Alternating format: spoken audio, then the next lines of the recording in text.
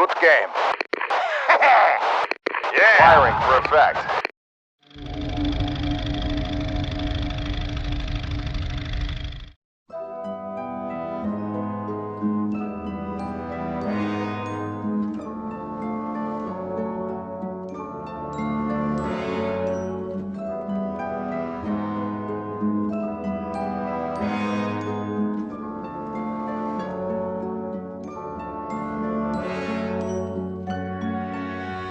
I was, to a certain extent, and this would vary from individual to individual,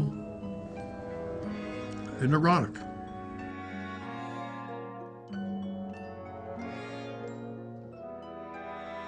The most detested weapon on Earth, far more so than the hydrogen bomb.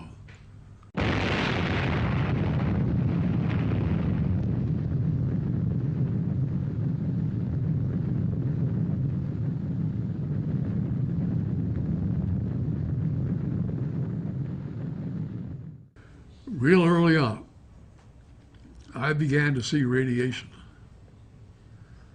nuclear radiation, as an effective means of waging ground warfare in a relatively moral way, because the neutron bomb is the most discriminate weapon ever devised. There's a very sharp cutoff between the radius out to which the enemy will be killed and where the friendly troops are positioned.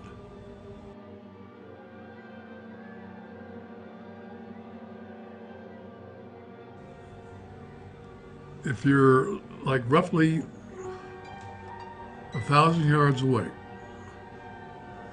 you, within a matter of minutes, are going to be rendered totally incapacitated. And physiologically, you will be one of the most miserable creatures imaginable. You will be vomiting your guts out. Your head will be bursting. And within a matter of considerably less than an hour, you'll be dead. So I don't claim any God-given uniqueness as being the only one on Earth that really understands what this business is all about. I don't. I never have, and I never will. It's not about logic, and it's not about rationality, and I'll add one, it's not even about sanity.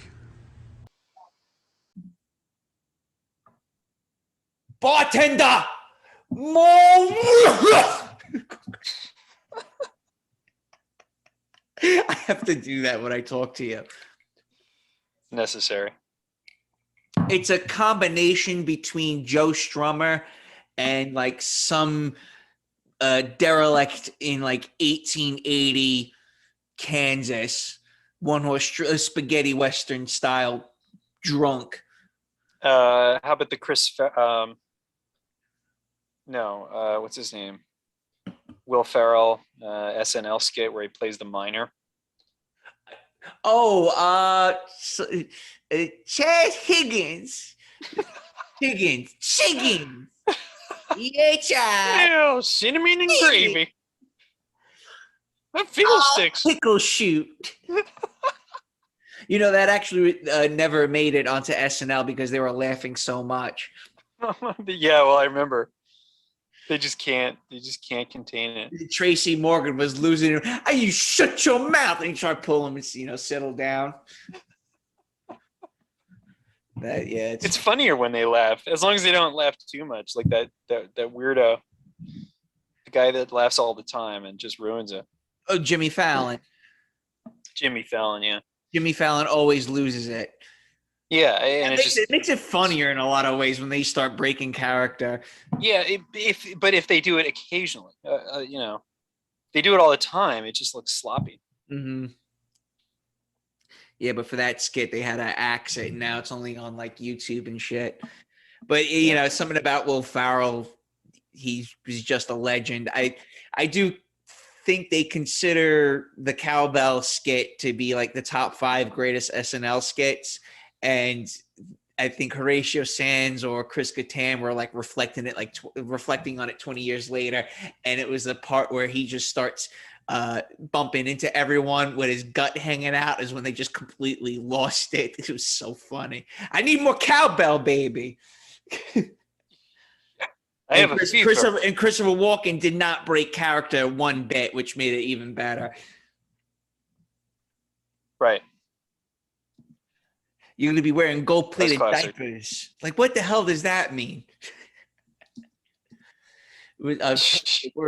I used to love Saturday Night Live growing up. Loved it. And it was ruined by feminists. Many people say that it was Tina Fey that put a dagger into the writing, where she kind of inflicted this whole feminist narrative into it. And I can see that. I can see why that had happened. And it's never really recovered. I think Kevin Michael Grace was ripping on it not that long ago, saying that it's meant for kids, not kids, but preteens and teenagers. Ooh, you're staying up late and watching something funny. But I look back on a lot of those skits, hilarious it was. Even the old ones with John Belushi, and how many great actors came out of it. I think the Italian restaurant episode skit was probably my all-time favorite. I don't know if you've seen that one. Remind me. It was Chrissy Alley and Kevin Nealon sit down at an Italian restaurant, and the waiters were just basically mauling her, making out with her, and trying to fuck her. No, I don't remember that at all. Bellissima, you like? I'm gonna make it special for you. Bellissima. Every time he says bellissima, he starts like making out with her and groping her. And then Adam Sandler comes in with like a Speedo. It was funny. I've not seen that. And yeah, there's a lot making fun of Saddam Hussein. Again, that's Will Ferrell. Will Ferrell's impersonation of George Bush was hilarious. Yeah. And I have a book. The one with him and is it Dana Carvey playing his father? Instructing W on the eve of the Iraq invasion. Yeah, and it was Dana Carvey who was a lead character in that skit for the Italian restaurant. He's went bellissima. Dude, the one with Dana Carvey doing George Bush Sr., there'll be an orgy of death in the desert sand. Right. Right. Or no, the one I'm thinking of is right before the debates. He's coaching his son on the debates. Yeah, I remember that. But here's the thing. That's funny. Like doing when Daryl Hammond, who wrote a phenomenal book, says, God, if you're real, I'm fucked. He wrote a book about his life story. Really said, I lent the copy of the book to my brother, and it talks a lot about how his father suffered serious PTSD from World War II, and they wanted him to do John McCain. And Daryl Hammond refused to make fun of John McCain because he was like tortured in the Hanoi Hilton. So he was like, allegedly. So Daryl Hammond was like, I'm not doing it because my dad's all fucked up from World War II, and he beat my mom and used to beat me and like, I don't know, throw hot water and shit. And the only way he was able to cheer his mother up doing impersonations every time his father would go on some type of PTSD rant and hitting them and shit. But Daryl Hammond was, I think, Kenan Thompson now is the longest reigning member of the Saturday Night Live cast. Daryl Hammond now does the voice for Saturday Night Live, and it's just the amount of all-stars that have come out of that the past 30 years, even past 50 years. I mean, Chevy Chase. What's the black guy's? Chris Rock was briefly on Saturday Night Live. A lot of cool people. Yeah, I mean, Christopher Walken had some of the best, I think. Will Ferrell. I remember there were, I would watch the SNL DVD compilations, and, each DVD would be a different performer. So there was like a Will Ferrell Greatest Hits DVD. Right, yeah. Chris Walken and Chris Farley, I think. Mm-hmm. I'm not sure if he was in it, but yeah, and it's just hysterical, that stuff. Actually, come to think of it, my favorite SNL skit, you can't find it on the internet everywhere. It was called, I think, Fifth Class Titanic. And it was Tim Meadows, I think Samuel L. Jackson, and Tracy Morgan were in fifth class. And those three guys are obviously black. And as the ship is sinking, they're talking to like the stewardship, the midshipman, about how to get off the ship. And he's like, "What class were you in?" "Oh, we were in fifth class." And and it's Will Ferrell, who's the midshipman, and he's like looking weird, like there's a fifth class. He goes, "Yeah, we sat, our rooms were in the propeller." "Oh yeah, we loved that propeller room. It was great down there." And he's like, "Okay, I'll call you when it's your time to get off the ship." And as they're sitting there, they're reminiscing how great it was being like Titanic and how we got to get off the ship. And as this is going on, people are like running back and forth. The ship is sinking, and Will Ferrell is rattling off each class. And it got down to like, "Okay, third class, everyone, third class." You see the third class passengers, the poor people running back and forth. "Okay, all furniture, please get on the life rafts now." And then Tracy Morgan or Tim Meadows, I forgot which one. It's like, "Hey, when is it going to be our turn? Excuse me, when is it our turn to get on the life rafts?" "Oh, no, don't worry, you're going to get on. All empty life rafts, get onto other empty life rafts." I was dying laughing. It was great. And then at the end of the show, he's like, "Yeah." Then they wind up in New York City, and like, "How did you survive?" He goes, "Well, we kind of just strung up all these dead people in the water, and we used them as a fucking raft." Nice. Yeah, it's. I would love to see that episode, that skit again, because it's been well over 20 years. But yeah, it was just funny how they're rattling off furniture, and I think it was deck chair furniture. Please get on your lifeboats. So it was everything but the fifth class passengers, which were like the three black guys. Right. There you go. Because what's the one where they're parodying the World War II movies where there's like a character from each ethnic background in the squad, and it's like there's the stereotypical Italian American, and then like the hick, and then like the Jew. The half Puerto Rican, half Polak. He can steal a car, but he couldn't drive it. Right, I remember that. He goes, "Yeah." There you go. Yeah. Yeah, they had the different names. Like, yeah, then I forgot, like the Irish and Italian guy can do this, Right. But he can't do that. Right. I mean, watching those old skits is a serious nostalgia trip. I mean, I felt that way even years ago when I would watch the Will Ferrell clips from prior years, thinking like, the world is changing so fast. This reminds me of like a more comforting, familiar America. I don't know. It's hard to explain. Well, funny. I mean, like that. Funny. Yeah.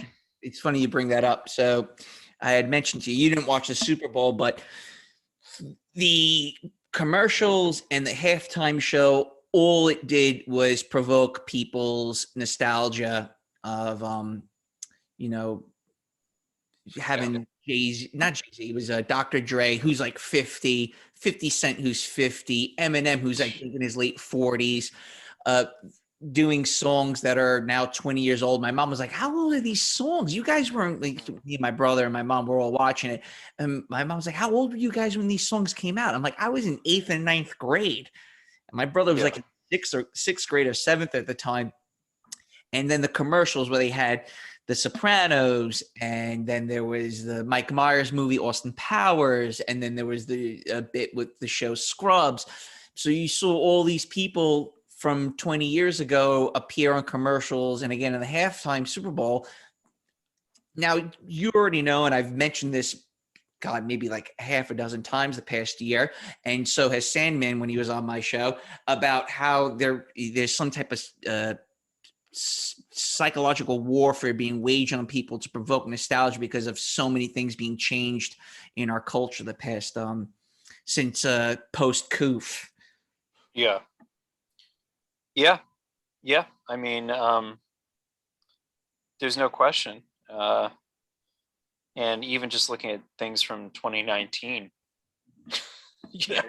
I feel nostalgic. I like, know. yeah, Think of those are all the the time, days. not to get not too personal, or whatever. But me and you had a lot of fun in 2019, going into the We did. city, going out to Yeah. eat.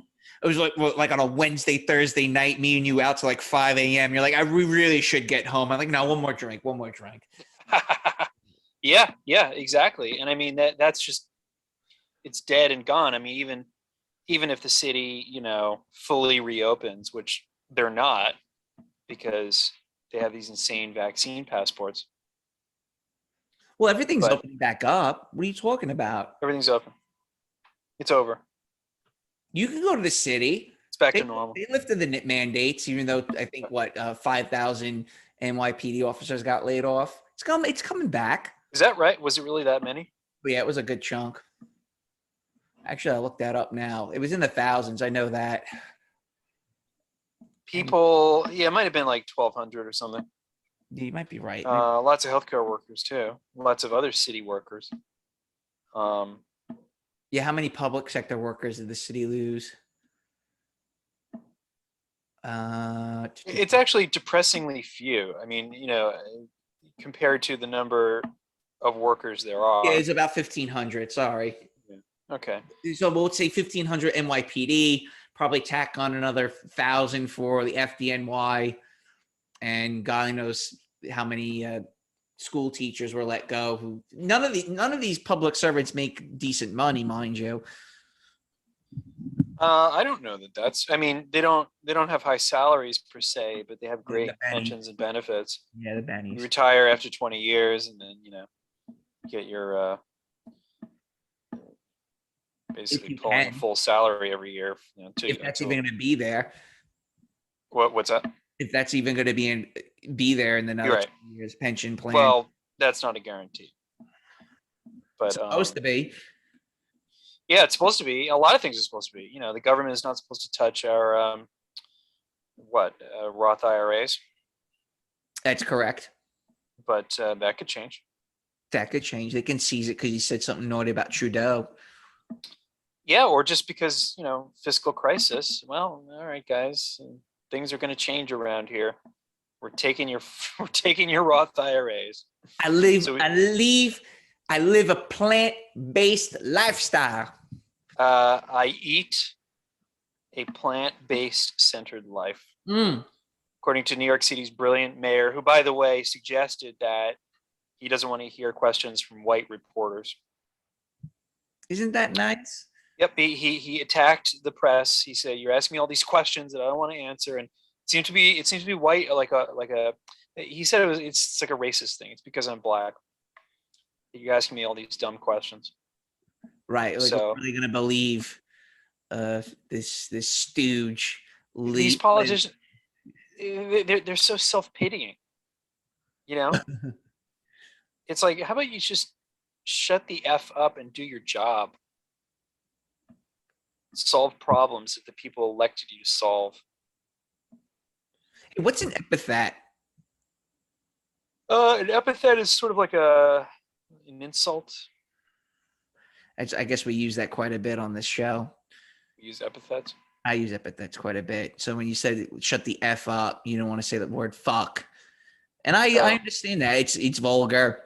It's a sign of low class. I only say it when I get upset on this live stream. Anyway, I've said it many times on the stream. I try to limit it because it has more effect when you only use it rarely.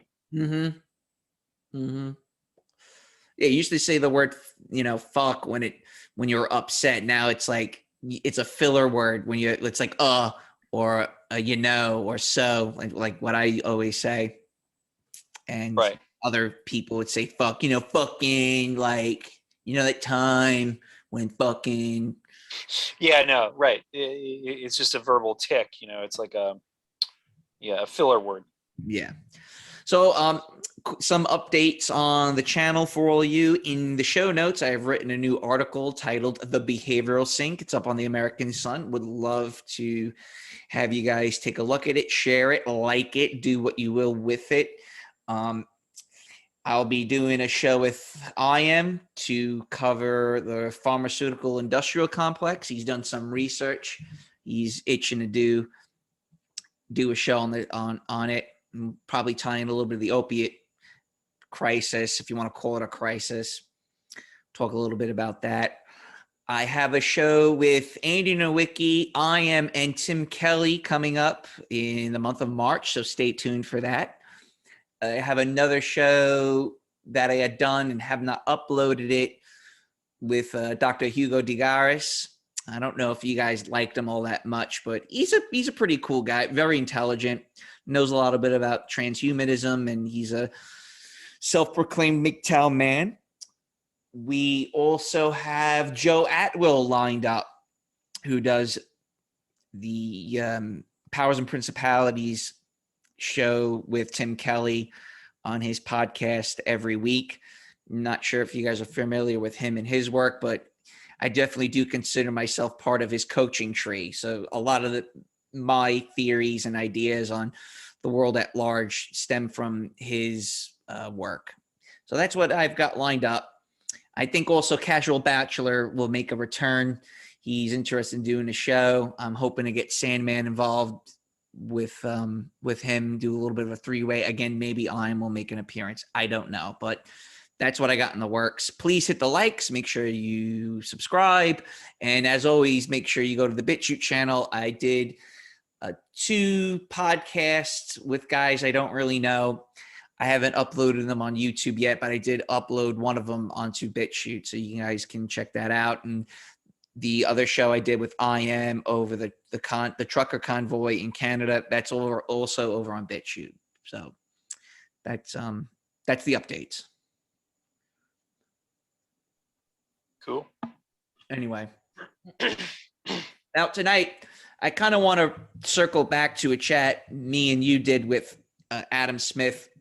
You had to duck out early because you weren't feeling too good, and me and Adam started talking about other things other than the Chinese real estate conundrum. This is a topic I find fascinating. You know how much I love the kind of the whole real estate development aspect of things about Asia. I know quite a bit about it living in Cambodia, and it seems to reach a critical mass regarding this Evergrande situation debacle. It's kind of fallen off the news headlines as of late because of so many other things that have been going on elsewhere in the world, Ukraine, the COVID narrative, and inflation. But I think it's an important topic. Again, it's something that I really do find fascinating. I have a nice piece of artwork in my living room of the Kowloon walled city. It was the most densely populated place on planet Earth. It no longer exists. It was torn down back in 1992.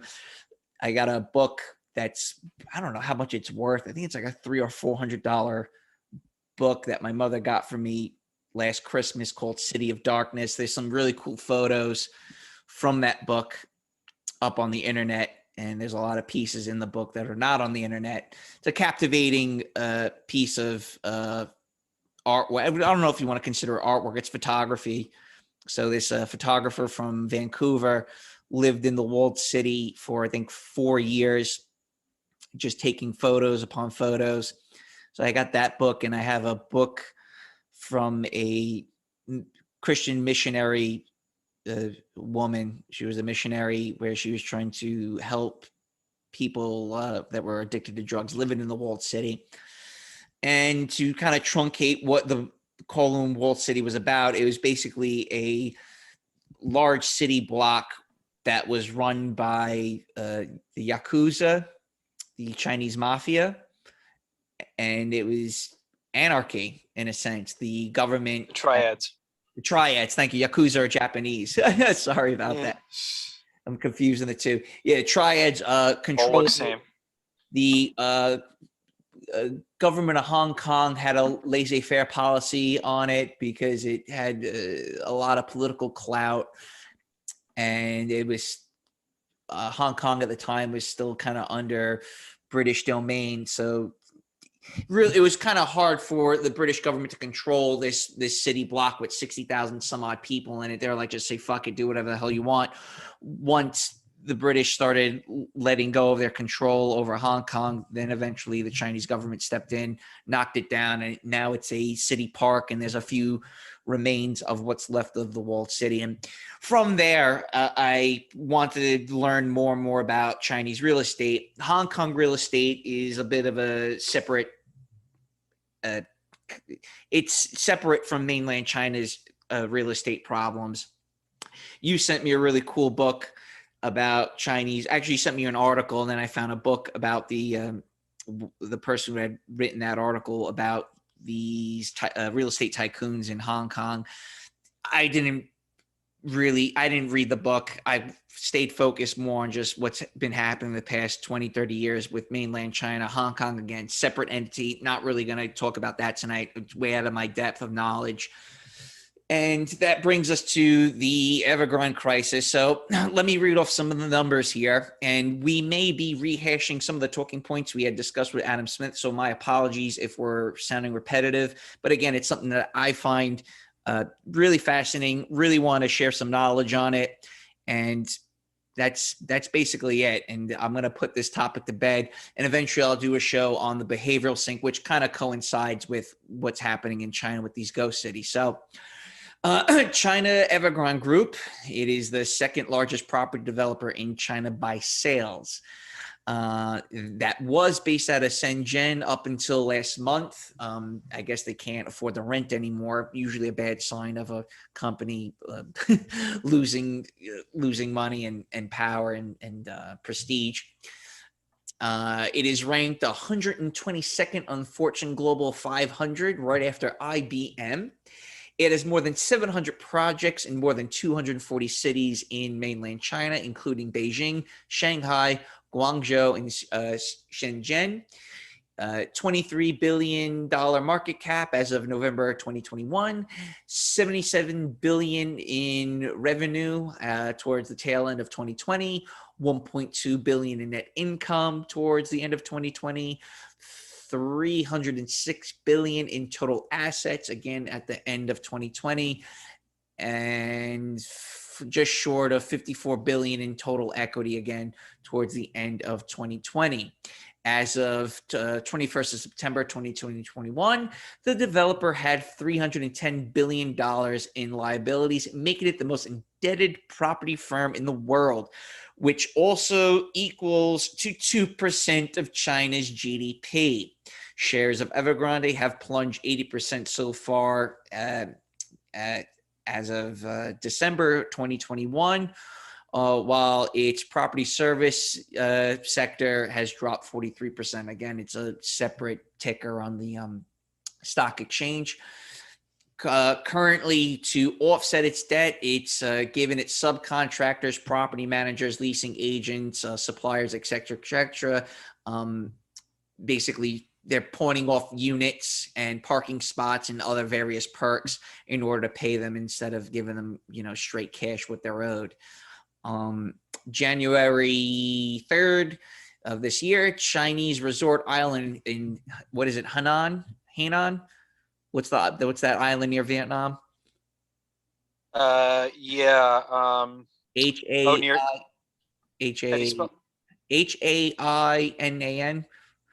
Yeah, Hainan. Hainan. All right, so it's demolished 39 residential buildings due to illegal construction, air quote, illegal construction. We'll talk a little bit what that means by illegal construction when we get a little bit more into this. The buildings, those buildings alone, those 39 residential buildings equate for 4.6 million square feet.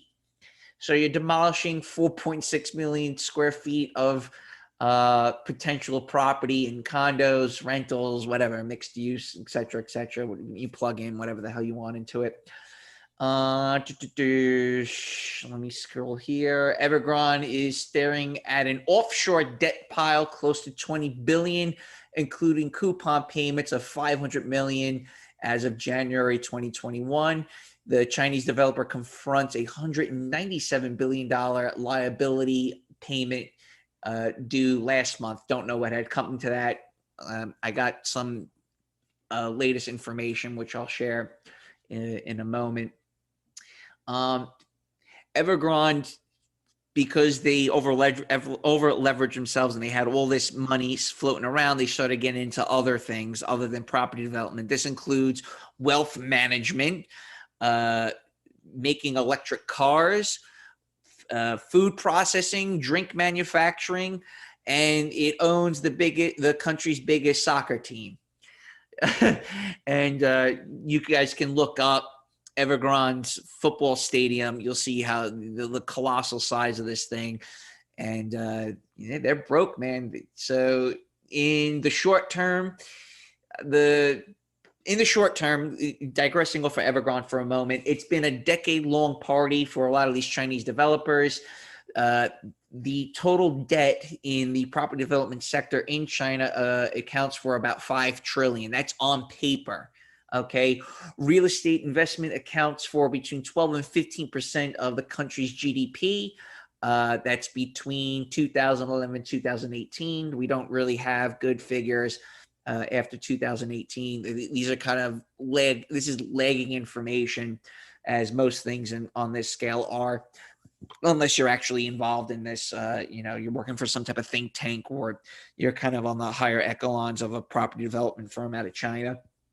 This compares, okay, so the 12 and 15% GDP compares to the peak of the United States housing boom, which was 7% in 2005. Once related property market activity is added to the Chinese numbers, the proportion GDP is more likely 30%. So they say it's between 12 and 15%, but it's more likely 30%. Kind of like how we fudge the numbers on inflation in the United States here, where they say it's 7%, but it's probably close to like 15 or like 18%, right? So again, circling back, peak US, 7%. Lucky, 12, 15%. So that gives you an idea on the magnitude of how important the real estate market is in China. Now, how this all came about was in August of 2020, the government sat down with the 12 biggest property developers to create the 3 red lines. And we discussed a little bit about the 3 red lines with Adam Smith. Let me go over them with you. The three red lines are to address developers' bloated balance sheets, and if they do not meet these requirements, they cannot take on more debt. The 3 red lines is a 70% ceiling on liabilities to assets, excluding advanced proceeds from projects sold on contract, a 100% cap on net debt to equity, and a cash to short-term borrowing ratio of at least 1. Developers will be categorized based on how many limits they breach, and their debt growth will be capped accordingly. If a firm passes all 3, it can increase its debt at a maximum of 15%. Okay.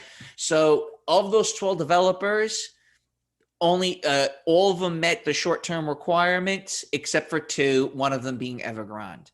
So if you want to chime in on this, by all means, go ahead. Yeah, that's a good intro. I guess there's a lot of different directions we could go with that. The scale of this whole thing is just mind-boggling. Like you said, $5 trillion of debt owed by the real estate industry in China.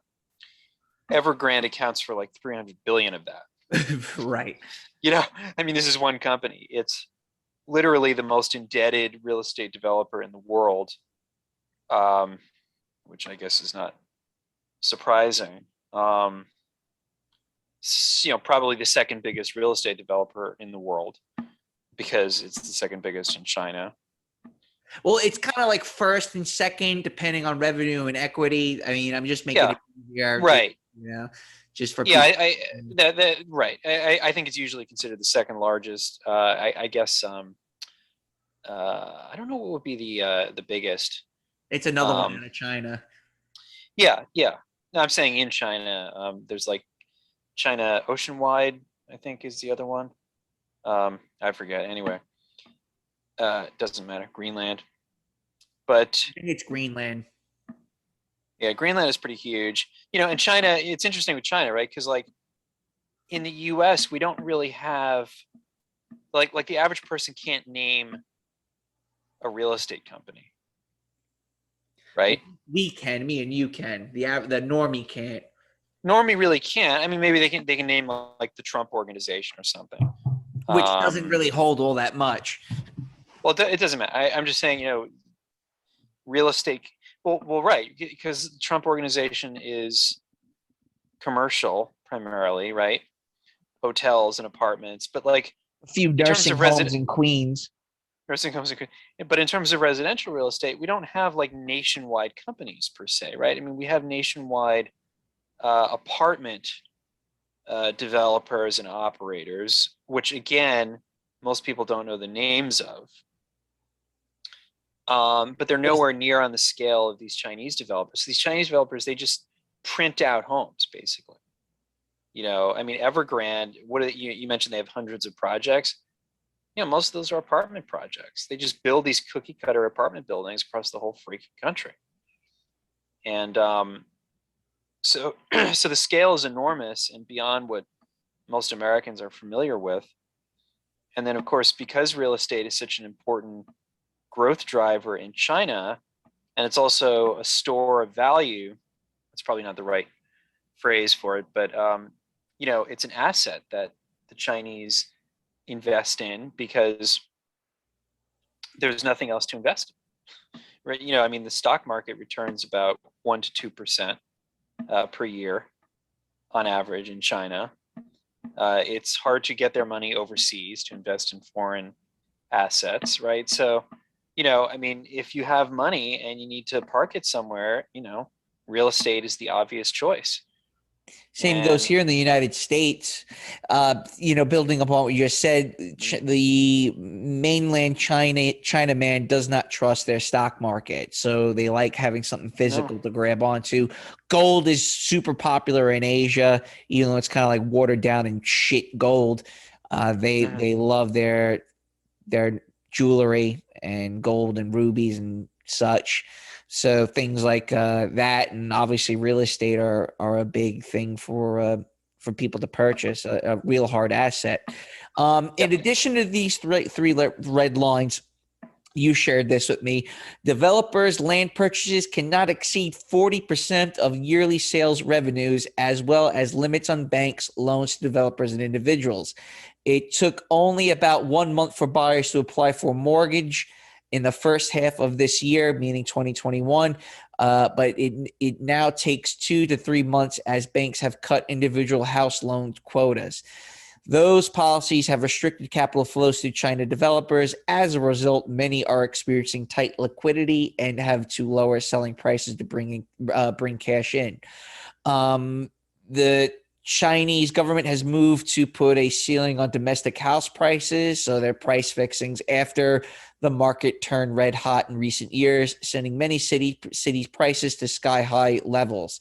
This year, again, meaning 2021, central and local governments rolled out as many 400 measures to regulate the housing market, setting a record according to media reports.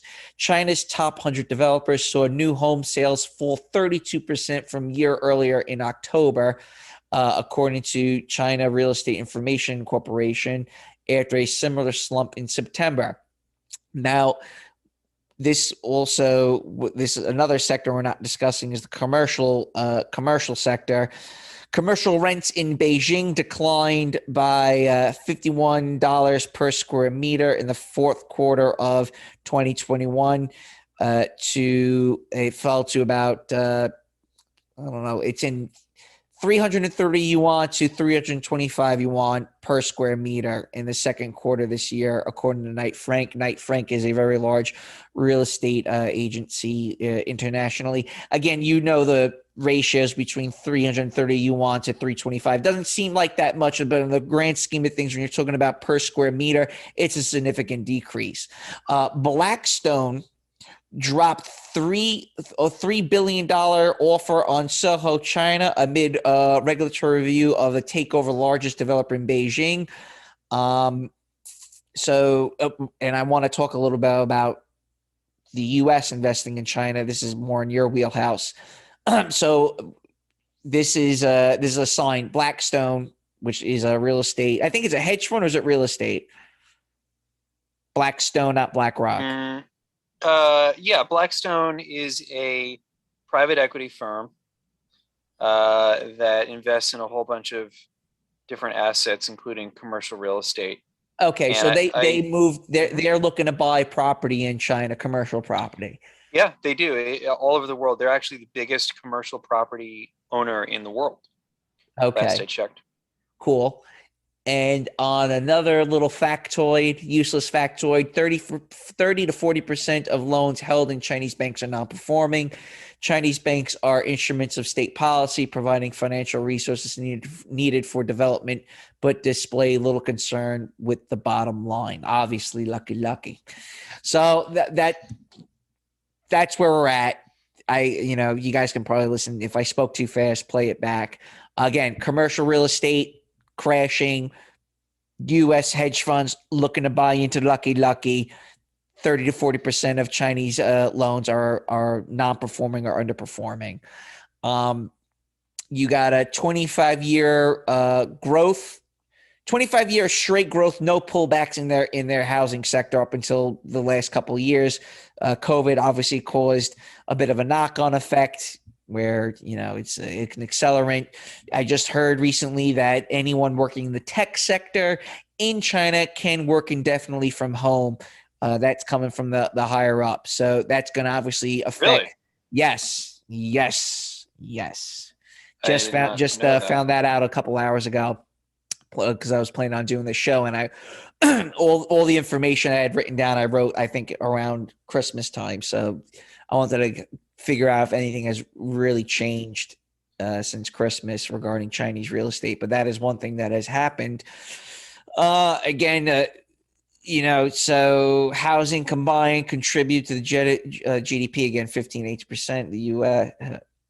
Okay, housing combined contributions to GDP. So that includes construction or anything related to the real estate sector. Accounts for 18% of the United States GDP. Meanwhile, in China, it's 29%. It's almost double. Mm-hmm. Can you go back to the Blackstone investment? Give me more details about that. And that's all I have written down. And from what I understand, I think in the last couple of weeks, Blackstone has decided to pull back on that deal to try and renegotiate. I think they're a little bit. Well, there was some news a few weeks ago involving Evergrande and another American company called Oaktree Capital Management. So Oaktree is based in Los Angeles. They invest in distressed debt. And, they manage $160 billion. So Oaktree owns a lot of Evergrande debt. And Evergrande is defaulting on their debt as the company collapses, basically. It's a managed collapse and restructuring. And Oaktree called in some of the debt. And they are taking over two large projects that Evergrande owns in China. One of them is in mainland China near Shanghai. It's called Venice.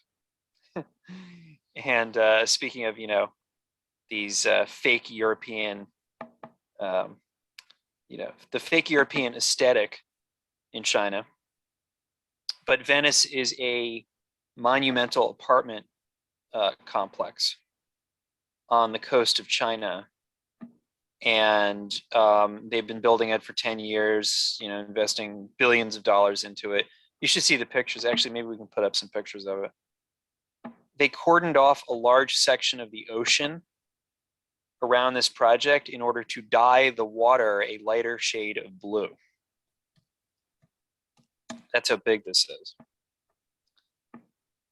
But now Oaktree Capital Management apparently owns it, or a big chunk of it, which is quite rare, for an American company to own a prime piece of real estate in mainland China. And they're also taking over an undeveloped plot of land in Hong Kong from Evergrande. Let's get into that a little bit, because I'm a little bit shocked by the amount of American companies that own percentages of these real estate developers. Like I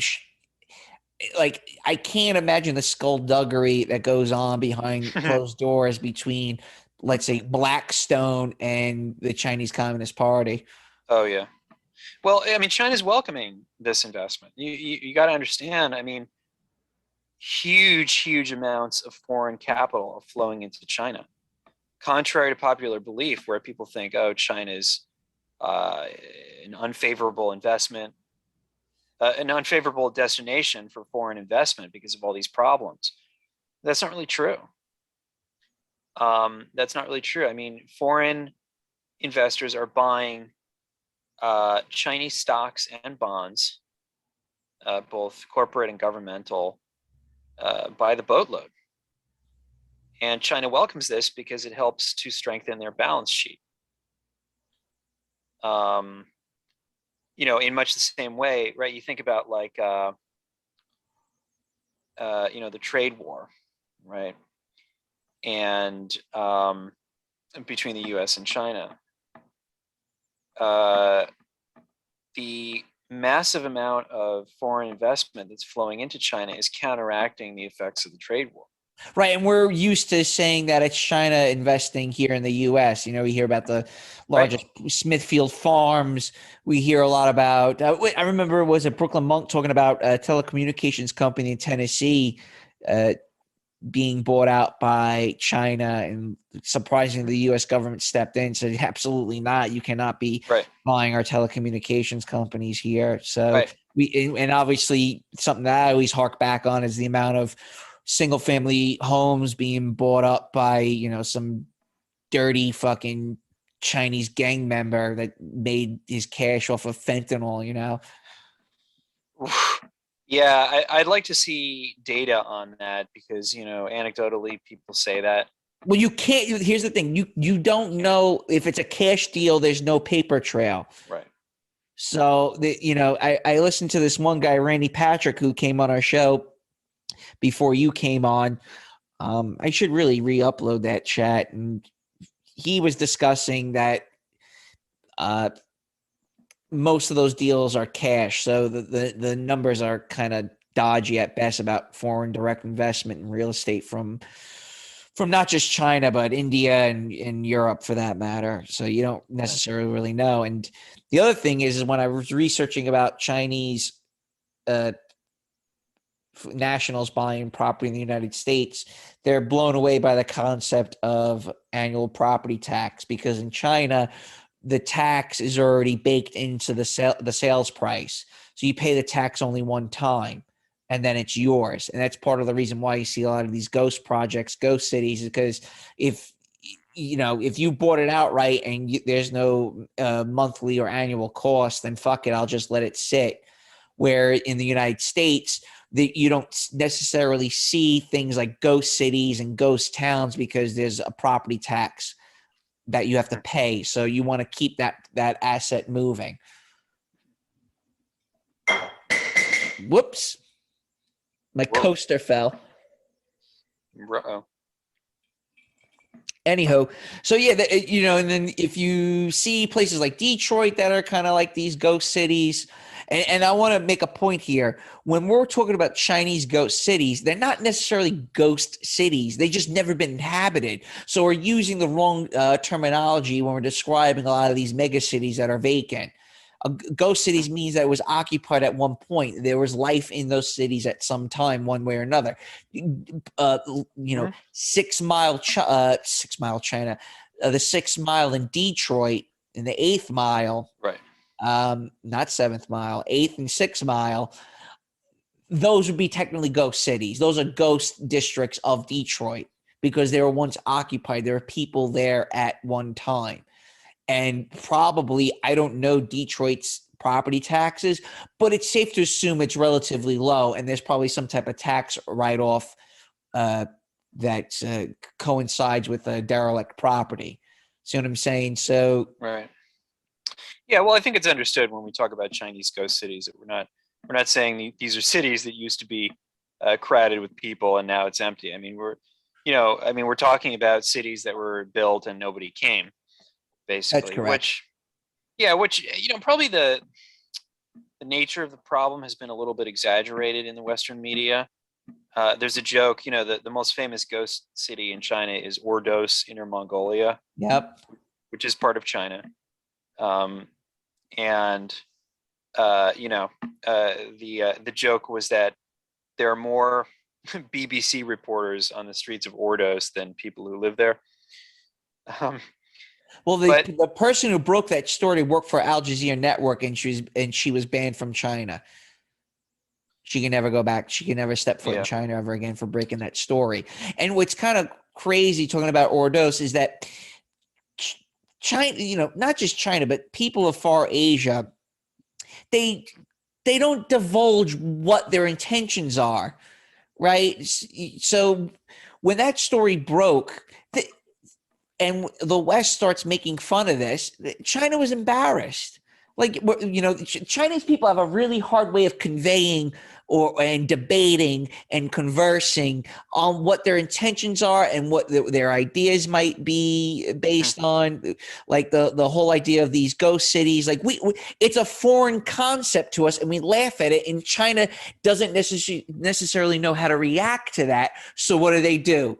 They start dick swinging, right? yeah, But ban them, pour the right, concrete and send in the troops, right? Instead of right. explaining the nuances on why did you do it this way. And and let me tell you something. That's why I find this topic fascinating, because the way they plan these cities is, in my opinion, fucking brilliant. It's mind blowing. They build cities like, let's take Ordu for example. I don't know what their main the main drivers of the economy in that location is, but let's hypothetically say it's aviation. Okay. So what the CCP would do is say, okay, this whole district, this whole city here is going to be dedicated to aviation. This whole city here is going to be dedicated to food manufacturing. This whole city here is going to be dedicated to big finance. Okay. And when you do that, the problem is it's not an organic growth. So you develop these cities, okay, and then you put people in them, and there's underlying problems in the municipality planning or in the infrastructure. You can't undo it. So what do they have to do? They have to tear the whole city down. Unlike places in Europe and the United States where it's an organic growth. So you grow out, okay, all right, so we got a traffic problem over here. All right, some flooding over there. We're going to contain the flooding, doing X, Y, and Z, and we'll keep expanding, and the growth will be it would be sustainable. Versus in China, where again it's pour the concrete and send in the troops, dislodge everybody, push them off the land. Fuck that farm over there. We're just doing it. We go big or go home. So Yeah, but I don't see that as brilliant. I see that as very crude and heavy-handed and sort of cargo cultish. I mean, you can't, it's kind of like, I think you described it pretty accurately. I mean, they do try to create these like entire districts that are centered around a certain industry, but I mean, the problem is you can't just. They think that naming things creates reality. And it's like, well, they want to create the Chinese Silicon Valley. So here's, the high tech district. That's what we're going to call it. And we're going to encourage people to move here and do high tech things. That's not the way it works. I mean, it's much more organic than that. And you have to let market forces operate. I agree. I just find it pretty badass the way they go about and doing things. Well, I mean, it's their way of doing it. I mean, who are we to criticize that? I think we have every right to criticize it. That is some racist shit. Who the fuck is you? No, I mean, we don't have the right to control it. Obviously, it's their country, and they have the right to do whatever they want. But I think we have the right to look at it and say, all right, well, this is working. That's not. This is smart. This is retarded. Hey, listen, we're talking 30,000 miles of high-speed rail, 100,000 new highways, 100 new airports, 500 economic free trade zones, and 3,500 urban areas. I mean, that is mind blowing. And we're talking in a 20-year span.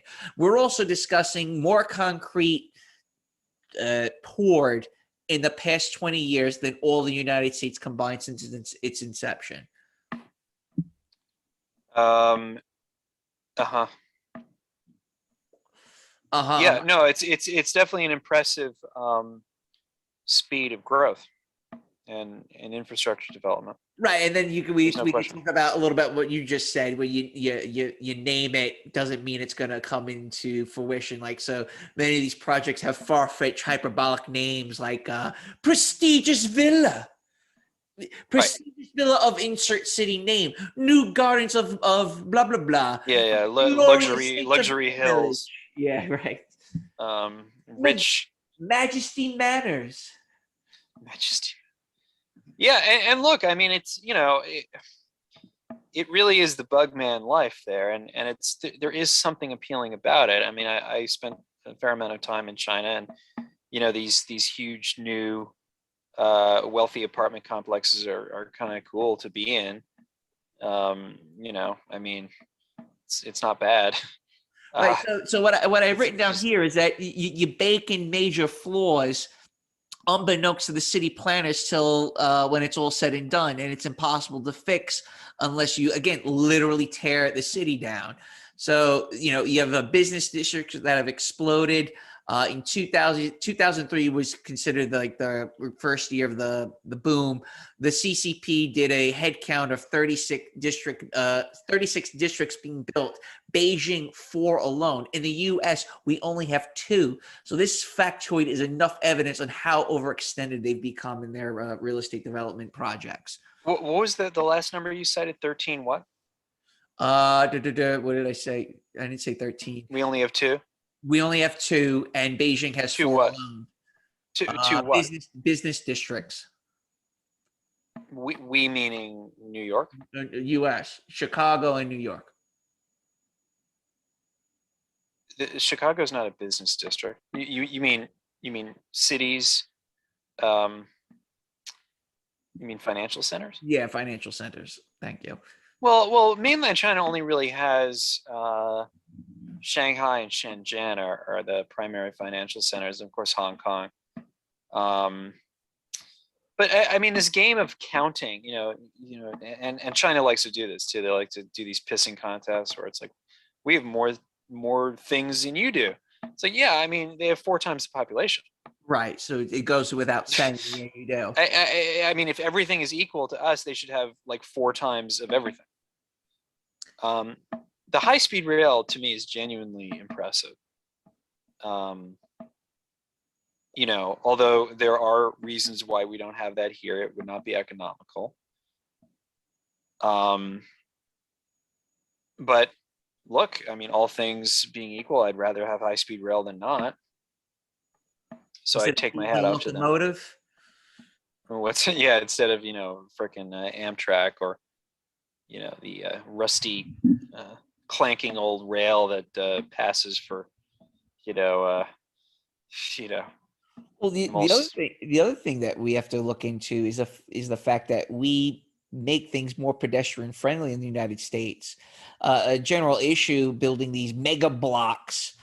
They look like something from a bad sci-fi movie. So I'm picturing in my head right now, let's say you're on a high-speed rail in Shenzhen, you're going to Guangzhou, you get out to District 5, and it looks like something from the video game Half-Life, where there's like a tripod with some camera and, you know, plasma ray hitting you with social credit scores or some shit, you know?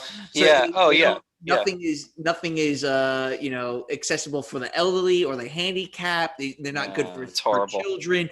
That's why you see all these horrible videos, you know, these car accidents, you know, tractor trailers falling off, you know, cliffs. You know, you see buses with children roll off the side of a mountain. It's because they don't factor these things in. No, it's not really. Things aren't really built on a human scale in China. It's pragmatic to the point which it excludes human life. It's impersonal. It's communism through and through. You know, it is, and it's also, you know, dealing with huge numbers of people. You know, To some degree, that's kind of what you have to do. I mean, you have to be heavy-handed, and also remember, China wanted to avoid the problem India has and many other third world countries, which is these vast slums. Third world. Third world, and they really did a good job of avoiding that.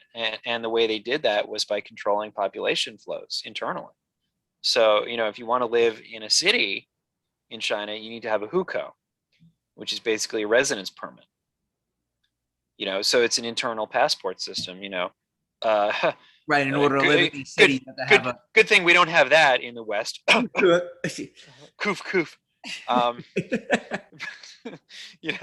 But and people violate it, and they'll live illegally in the cities without a hukou. Kind of like the illegal immigrants in the U.S. No, we don't have those that lived in Kuala Lumpur City. Yeah. I mean, just so much of what people do is unregulated, or it's illegal, gray area, whatever. Skullduggery. What was I going to say? Oh yeah. So, but one point that a lot of people miss about comparing the U.S. and China, it's very hard to compare. It's really apples and oranges. I mean, China is a heavily urbanized country now, but they do have these vast rural populations as well that are quite poor. When you compare like rural America to rural China, I mean, rural Americans live in houses, right? And they have cars, and there's a reasonable standard of living even in downscale West Virginia, Tennessee, Eastern Tennessee. Probably I haven't really been to Alabama or Mississippi, but probably even there. I mean, outside of like the urban ghettos with all the people of color and stuff. I mean, yeah, sure. There is a lot of poverty in America. I'm not denying it, but I mean, the average American lives in a house and has a car, and that's not really the case in China, right? I mean, the average Chinese lives in some shitty urban apartment, and I don't know if the average China dropping a deuce in a ditch. Well, I mean, yeah, there's a lot of that. I don't want to say that's the norm anymore. I mean, I think China has developed so rapidly that that's kind of becoming a thing of the past, but it's not the most comfortable life, The further west you go in China, the poorer it gets also. Oh yeah. Everybody's concentrated on the East Coast, basically. This chain of cities, from Beijing, coastal cities, Tianjin, Beijing, Shanghai, Shenzhen, Guangzhou. And then in central China, you have Chongqing and Chengdu and Wuhan. Right. And then they build buildings in paint to hide soot and, in just general pollution on the facades. So when you look at it, like you go to Google Maps, like you can't get a street view, but you can see just from Google Maps, from air view, like everything's kind of gray and brown. And that's because they paint things to make sure it hides the pollution.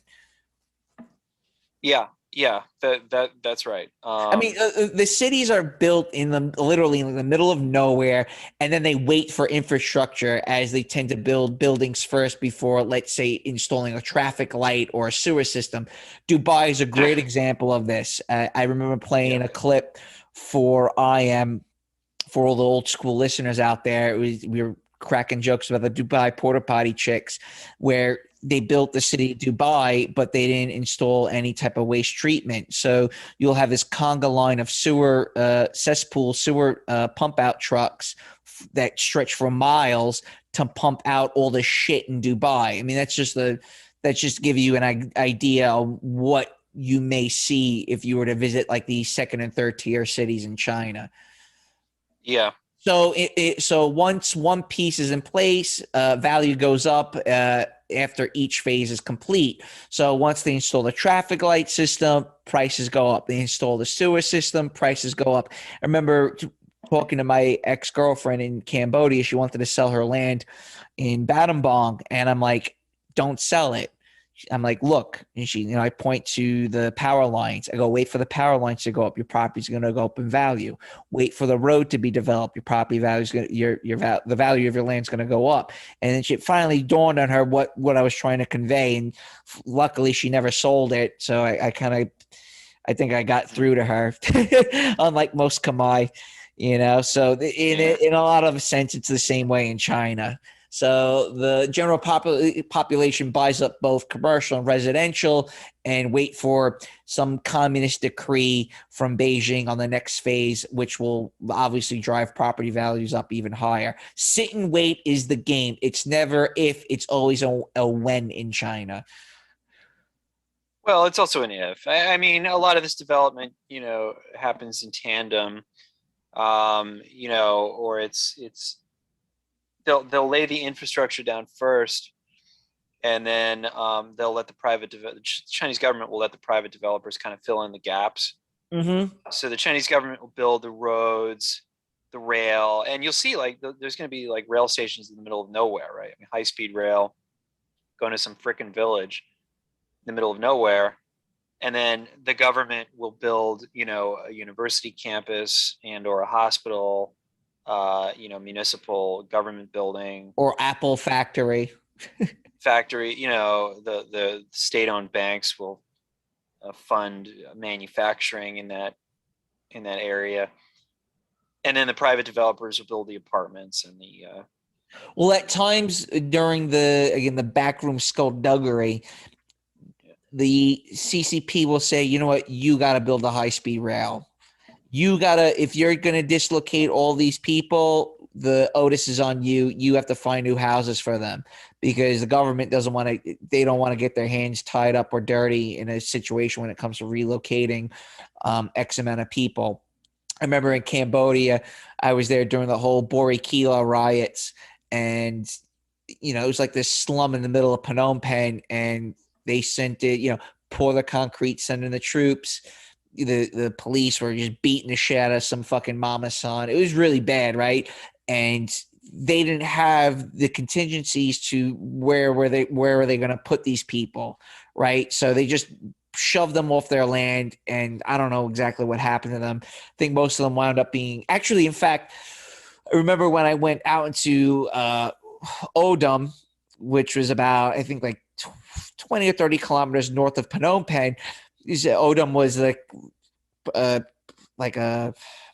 was the capital when Phnom Penh got invaded. So they had to relocate the capital 20, 30 kilometers north of the city. So I went up to Odum, which is this huge pagoda on a mountainside, and I'm looking out from the top of this mountainside, and I see all these like shanty villages like in the middle of like the rice fields. I'm like, what the fuck is that out there, man? All these like aluminum corrugated iron fucking shanties. And then my boy was telling me, it was like, those are all the people that got thrown out of Borikila. They live all the way out here now. So they just dumped them out in the provinces in like the rice fields, and they had to build like this little mini hamlet for themselves. In China, they don't necessarily do that. In China, they have to have something in place for the relocated population, or else they're going to have some serious blowback politically. Yeah.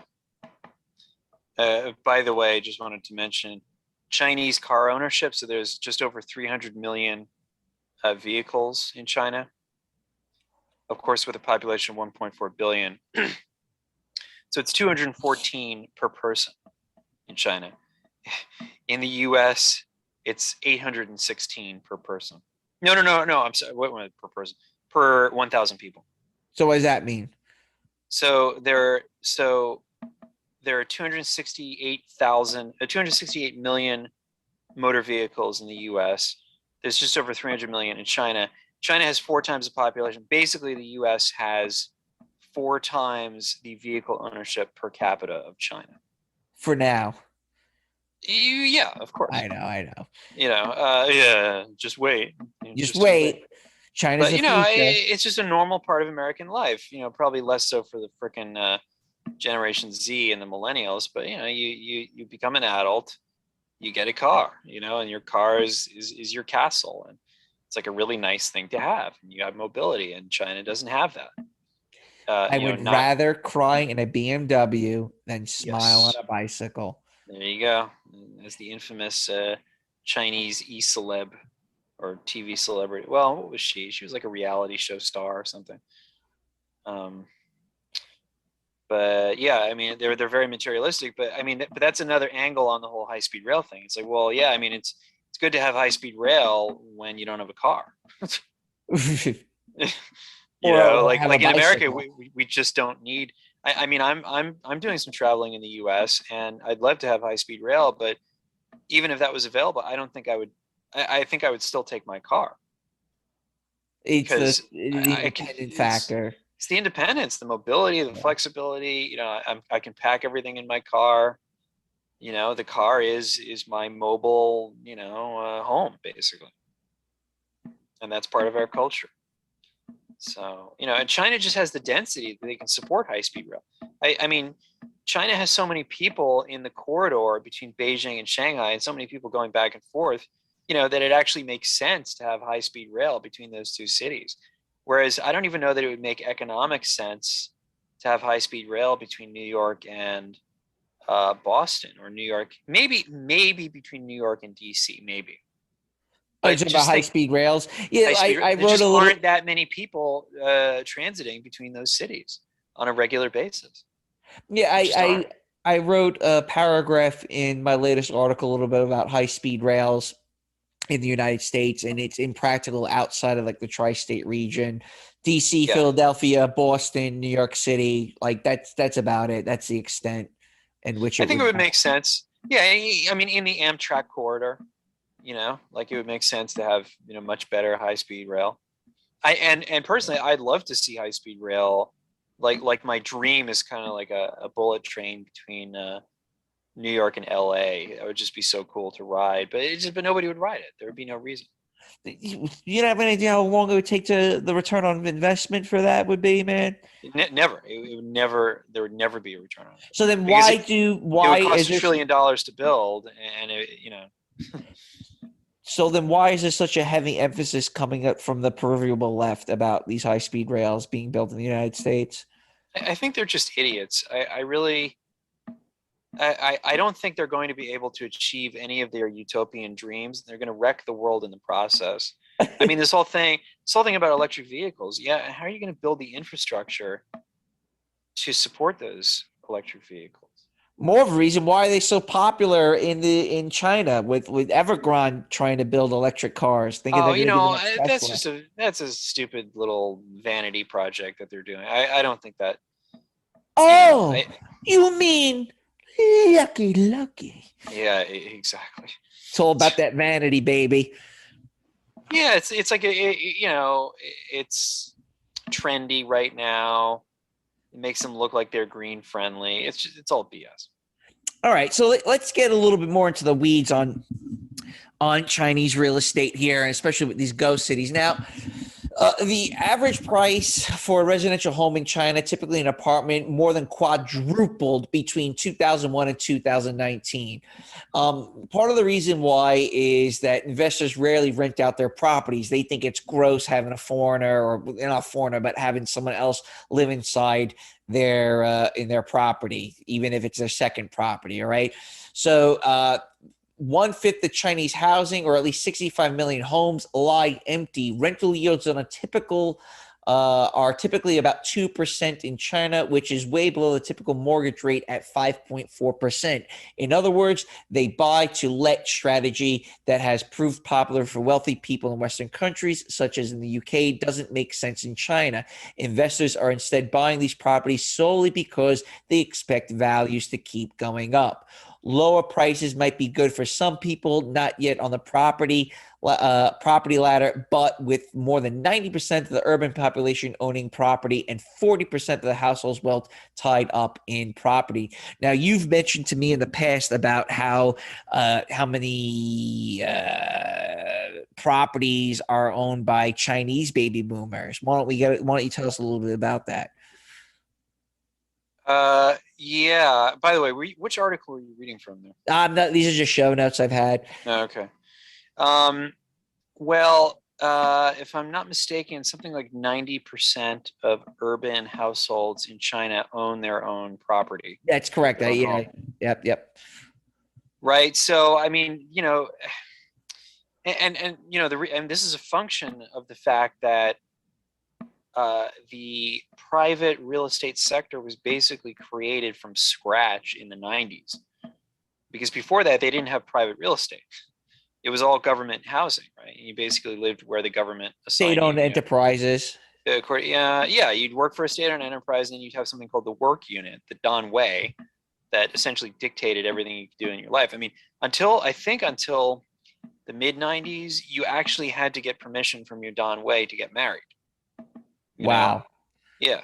Based. And sometimes based. Based China. Yes. Certainly if you want to relocate, certainly if you want to start a business of your own, I mean, you need permission for everything. Bartender, bring me 18-year-old. Oh gosh. Well, it's legal.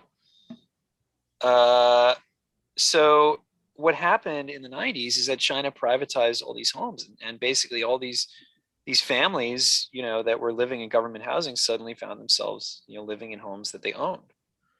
Well, prior to that, 1979 is when basically they started realizing that communism wasn't working out that well. So prior to 1979, during the great leap backwards, as I like to fucking call it, whatever you produce went to the state. And then they realized, oh my God, everyone's dying because of this. Okay, I tell you what, this is the quota we want, and anything you make after that, as far as production-wise, whether it's usually crops in this case, you could keep for yourself and sell it. And that's how they slowly started letting the line out for things like what we're discussing today. And, having like, okay, if you produce a little bit more, all right, you can sell it, right? And then they slowly started letting the line out in the early 80s. And then I think in 1988, they had amendments as far as real estate goes, allowing government to grant land use rights for specific terms. Again, the land is still owned by the state. What you get is just long-term lease. I think it's 49 years. Now 1988, that's what, 33, 34 years ago now. And now these leases are due to expire. What will happen when they expire? No one really knows, but usually they just extend the lease for a longer period. Yeah, they will. I think they've already started to do that. Yeah. So yeah, but I mean, the point is that you only really own it in theory, or rather, I mean, you own it practically, but on paper, the government owns it. The government owns it, and you just own the rights to use it. And when you sell the property, you're selling the rights to use it. You're not selling the property itself. So that allows the Communist Party to sort of have its cake and eat it too, where you can have a free market in the sale of these land use contracts, but all the property is technically owned by the Communist Party. That's right. And very interesting. That goes back to an amendment from 1982 of their, I guess, Constitution, air quote, was retained with only conforming changes, and now reads, no organization or individual may appropriate, buy, sell, or lease land or unlawfully transfer land in other ways. 47, the Amendment 47, and the first two sentences of Article 10 of the Constitution indicate that urban land is owned by the state and the rural and suburban land is owned by either by state or by the collectives. Now, collectives. Let's talk a little about what a collective is. That means agricultural collective. Now, what China has realized the past 10 years is they got to stop developing on the collective land. So they put huge restrictions on the selling of agricultural land because China is a net importer of food. And through the past 20 years, why not just backfill all these all these farms and start building these, skyscrapers.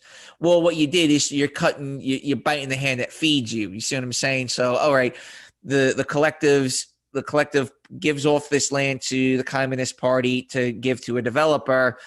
That area gets some type of there's some type of monetary benefit, right? But what you've done in a sense is you're starting to get rid of what feeds you, right? Oh, I'm sorry, something just happened on my computer.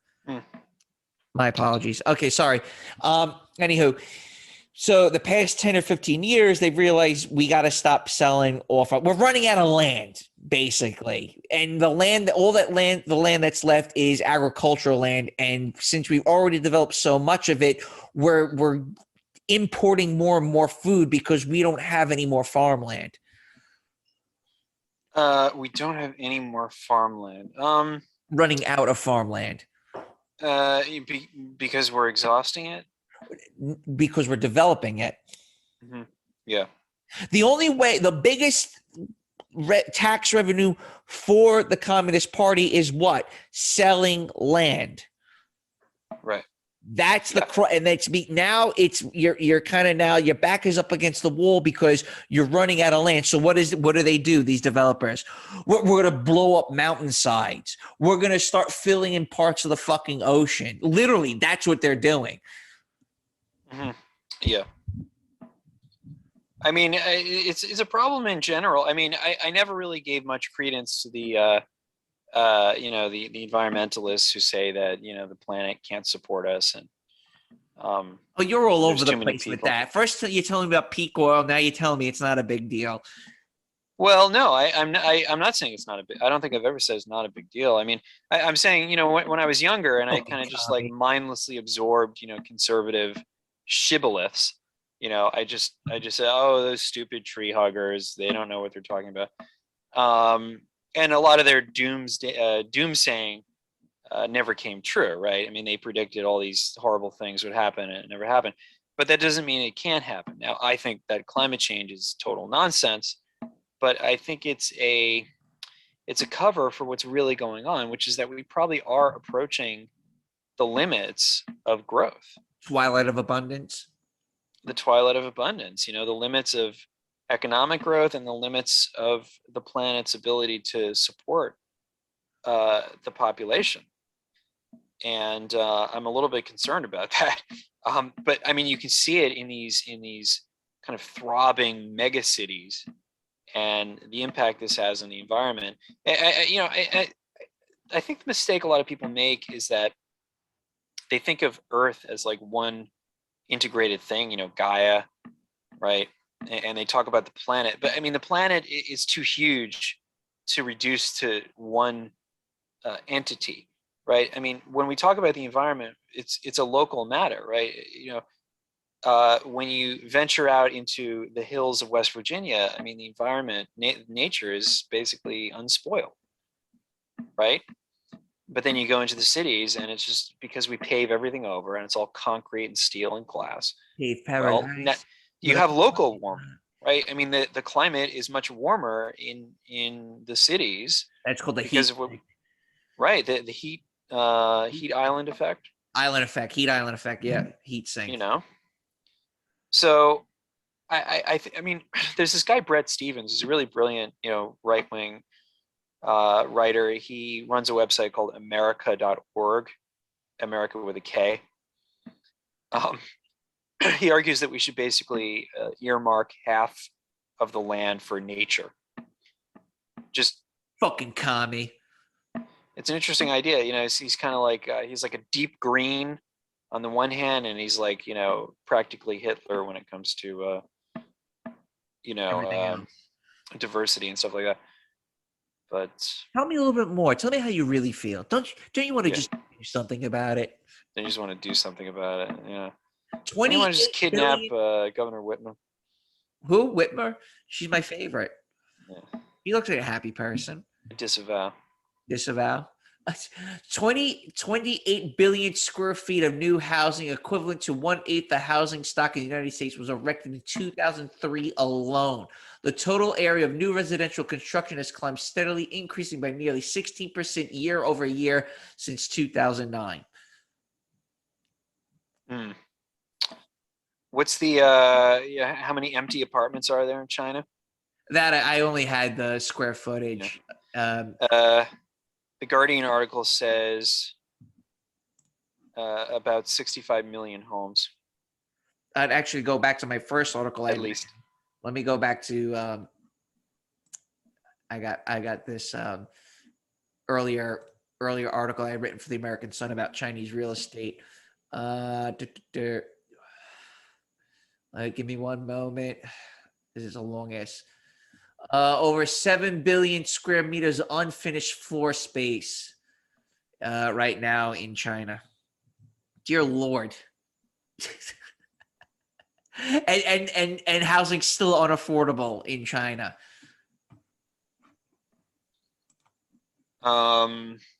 Yeah. That brings up the whole demographic issue in China. China is starting to starting to face some serious ramifications for their one China, one baby policy. Well, that's why they removed that policy. They relaxed it. So Taking now you away can my have pornos and hot pockets.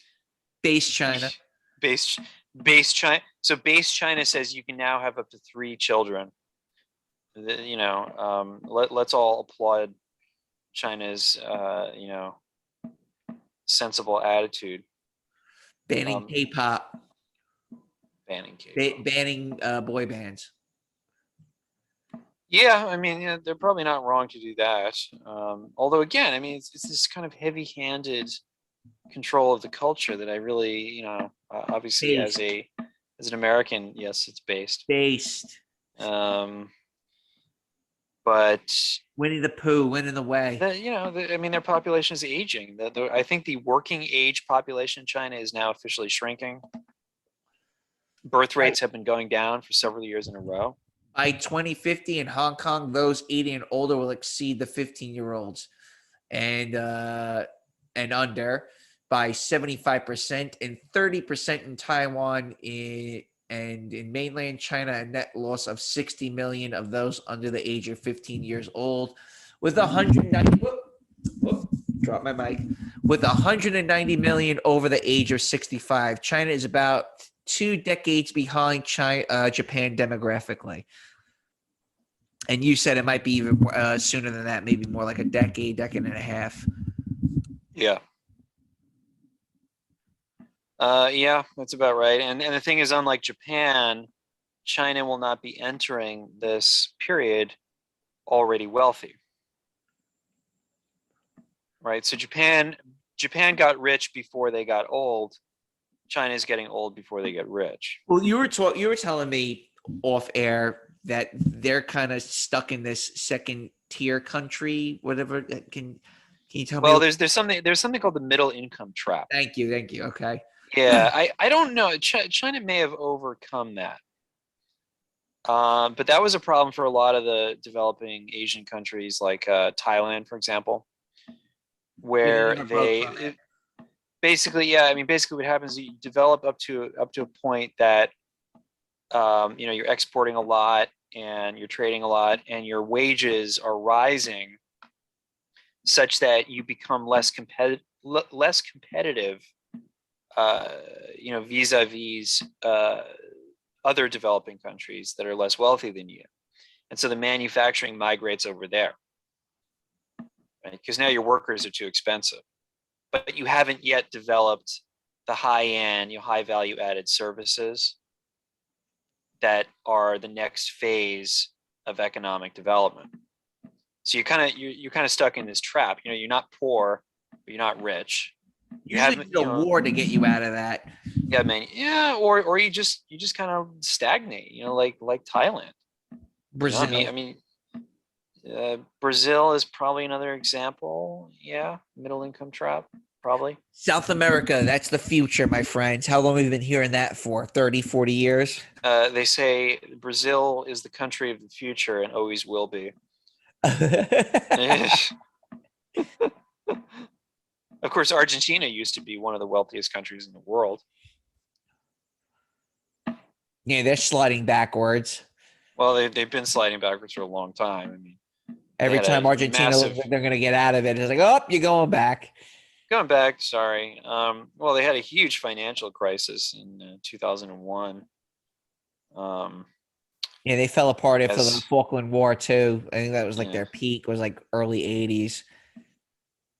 so really looking to Ferdinand Aguirre and his experience as an Argentinian, living through the financial crisis. At least Actually, a it's lot not of a lessons violent. At for. least it's not a violent country compared to its neighbors. Well, that's not what he described. Petty crime. Well, violent crime on the street, very dangerous. In the now he said something interesting. He said that it was really the countryside that became very dangerous and unlivable, and Buenos Aires at least was, that was the best place to be. Of course, people were poor, and tons of middle class people found themselves collecting garbage basically overnight, scavenging in the freaking dumpster. Lots of violent crime, lots of murder, lots of, and he says Americans, we're heading for that in the US. People just aren't ready for it. You think about the average house doesn't have a fence, open yards, right, open to the street, because we have a high trust society, but that's collapsing. So you're going to start seeing more fences, walls with, barbed Shard wire or glass. shards of glass at the top. Yeah. Yep. Yeah, for the average listener, they wouldn't necessarily know what that's about, what that's like. So, like in places in South America and what I've seen in Cambodia, you'll have a very large, not fence, but a brick wall, and there'd be shards of glass, put in the Right. with the at the top. It would be the concrete. There would be pieces of glass sticking out of the concrete. So if someone were to try to jump over the wall, they would get cut and hurt. Yeah. Yeah. Yeah. So Bracken.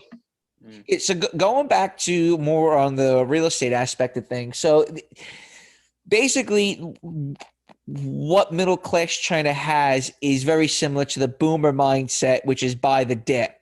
So there was a bit of a tipping point about 12 years ago as the property boom was starting just as the government early moves to keep land off the market inevitably resulting in shortage of new apartments, especially in Hong Kong.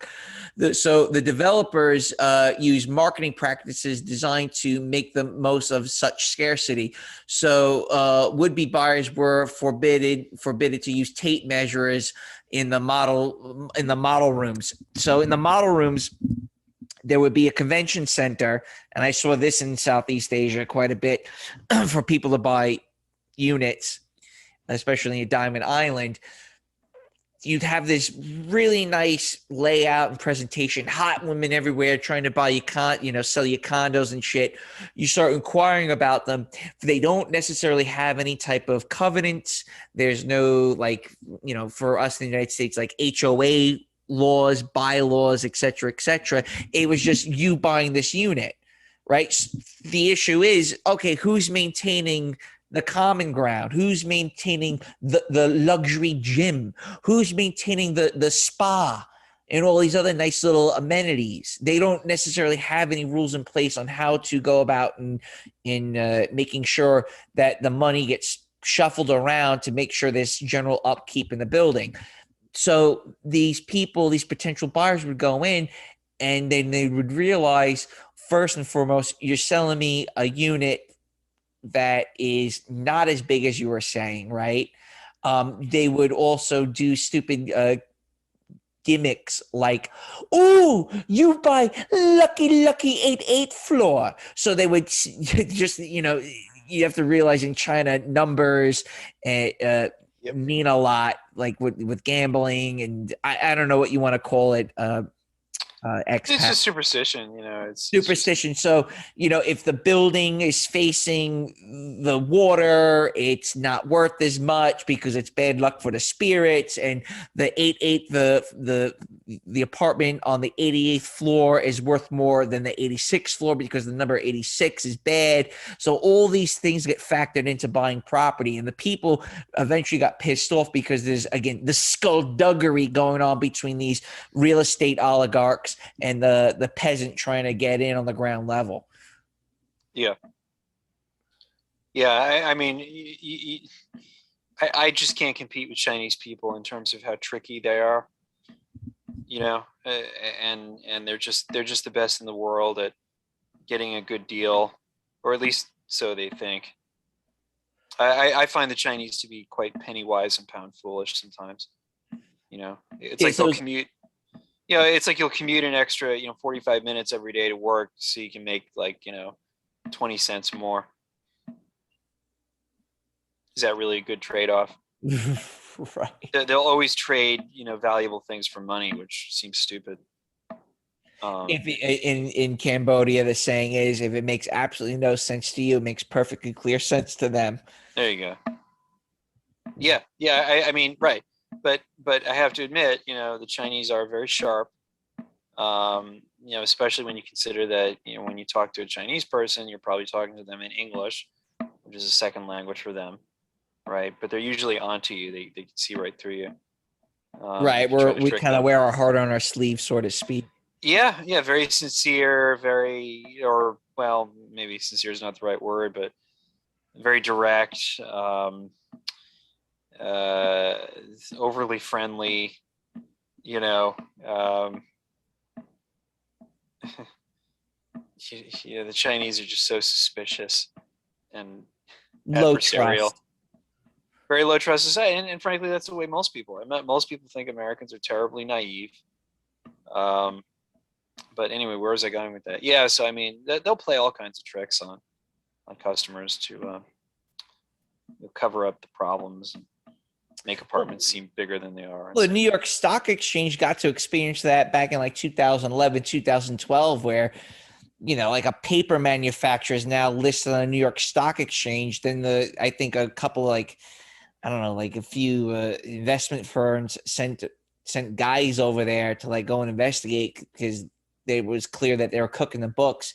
Once they sent their guys over there, and then they realized it was just a fucking grandma with her dog with like with some stamps. It's like, this is not a paper mill. What the fuck is going on here? Yeah. I mean, so much of what they do is just about optics also. It's about having the right appearance instead of the reality.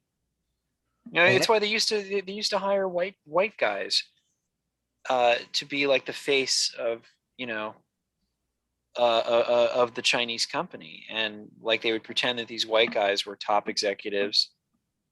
I mean, like this is actually a job you could do in China. I mean, you get hired to be like the token white guy. I was that. I did it for 2 jobs in Cambodia. Nice. Boring. Yeah, it is boring. You just sat there. Yeah. And they steal your ideas.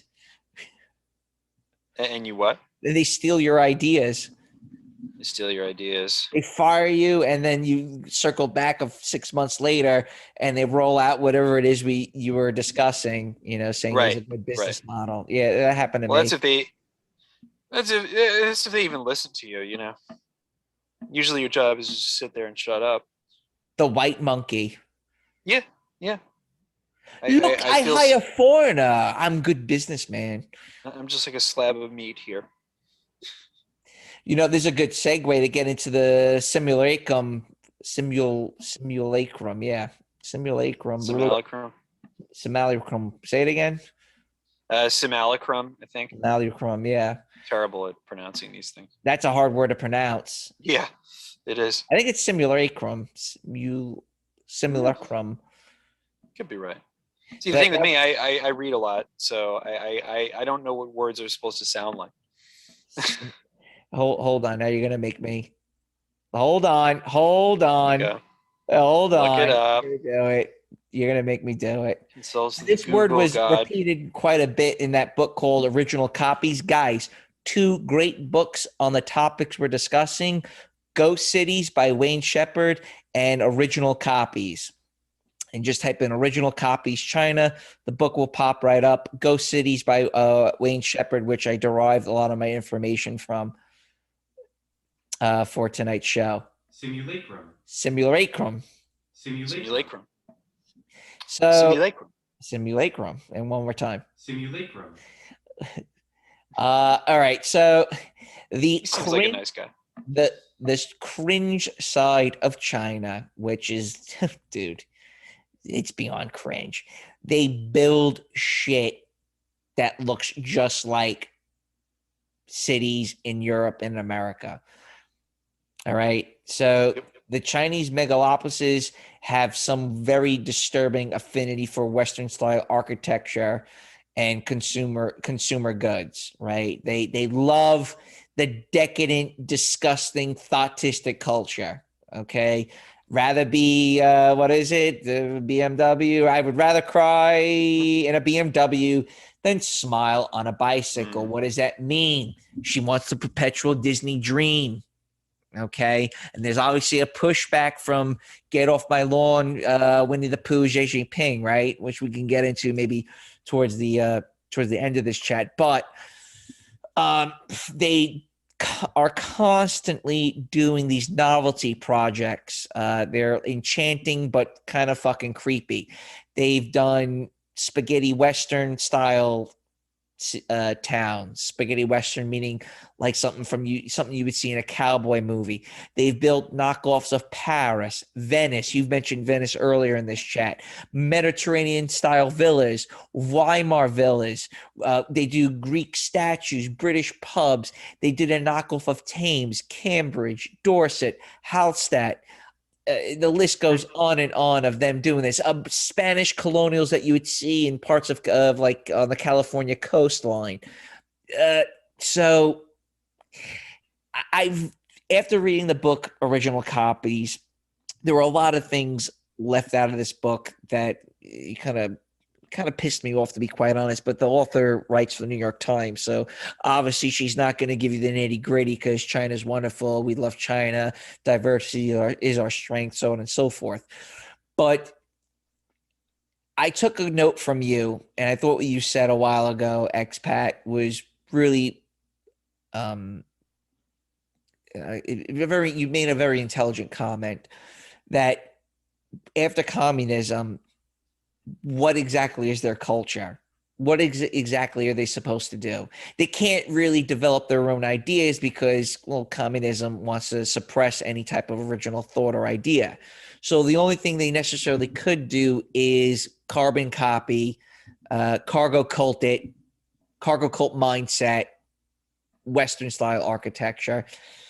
That's one way of looking at it. I totally agree with you on that. The other way of looking at it is that these developers have to develop the land within 2 years, or else the Communist Party takes it back. So the only thing these architects really can do is copy something that's already been built. And usually with Western style architecture and Westerners as a whole, there's a type of prestige that goes along with it. This feigning grandiosity, this luxury, this decadent consumerist bourgeois bullshit that that's been installed in us in the West for the past, whatever some odd years. So if you want to take it from there, by all means. Yeah, no, I mean, it's a really interesting phenomenon and much food for thought, by sociologists and, cultural anthropologists, stuff like that. I mean, it's like, why do they do this?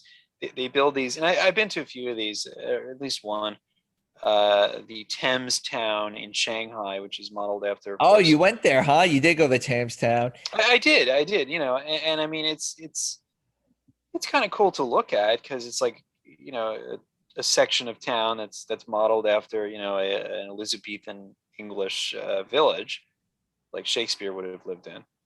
So architecturally, it's kind of cool, but like there's nothing there. There's nothing to do there. As I recall, there actually is a pub, but I'm trying to remember if it was even active or not. But I think you could order food there, but the food was probably terrible, right? And you wouldn't want to live there. I mean, it was just, it was like a theme park without the rides, it was kind of like Epcot Center, but with most of the fun stripped away. I mean, it was just, it was really kind of eerie, actually. And you know what these places are used for a lot is wedding photos. When couples get married, they'll go there and have their photos taken. Right. They It's kind of show like it off in an ostentatious manner. yeah, and look, this. I mean, it's pretty innocent overall. I mean, I think you're being a little bit. I know. hard. I'm really hard on it. I mean, I want to get more into this, but go on. I am pretty Yeah. hard on this shit. No, I mean, it's. I I don't want to be see it. you. I want to be you, expat. Well, okay, Can I wear your so skin? that's the part that interests me. It's like why imitate Western cities, right? Well, I Because we're mean, great. they are I'm great. fucking hot. Exactly. You want my nose? Don't lie. You you want the Greek nose. That's a weird freaking thing, by the way. Is Asians getting nose surgery to have I like make Western style nose. noses? But I digress. But you don't see them really resurrecting like ancient Chinese villages or things like that. I mean, I think they have that as well, but it's not really on the same scale, or it doesn't have the same prominence as these places. And you know, and of course there is ancient Chinese architecture that they preserve and they do all that Not too good much stuff. anymore. But well, the Chinese have a very strange relationship with historical sites. They have a habit of basically wrecking everything.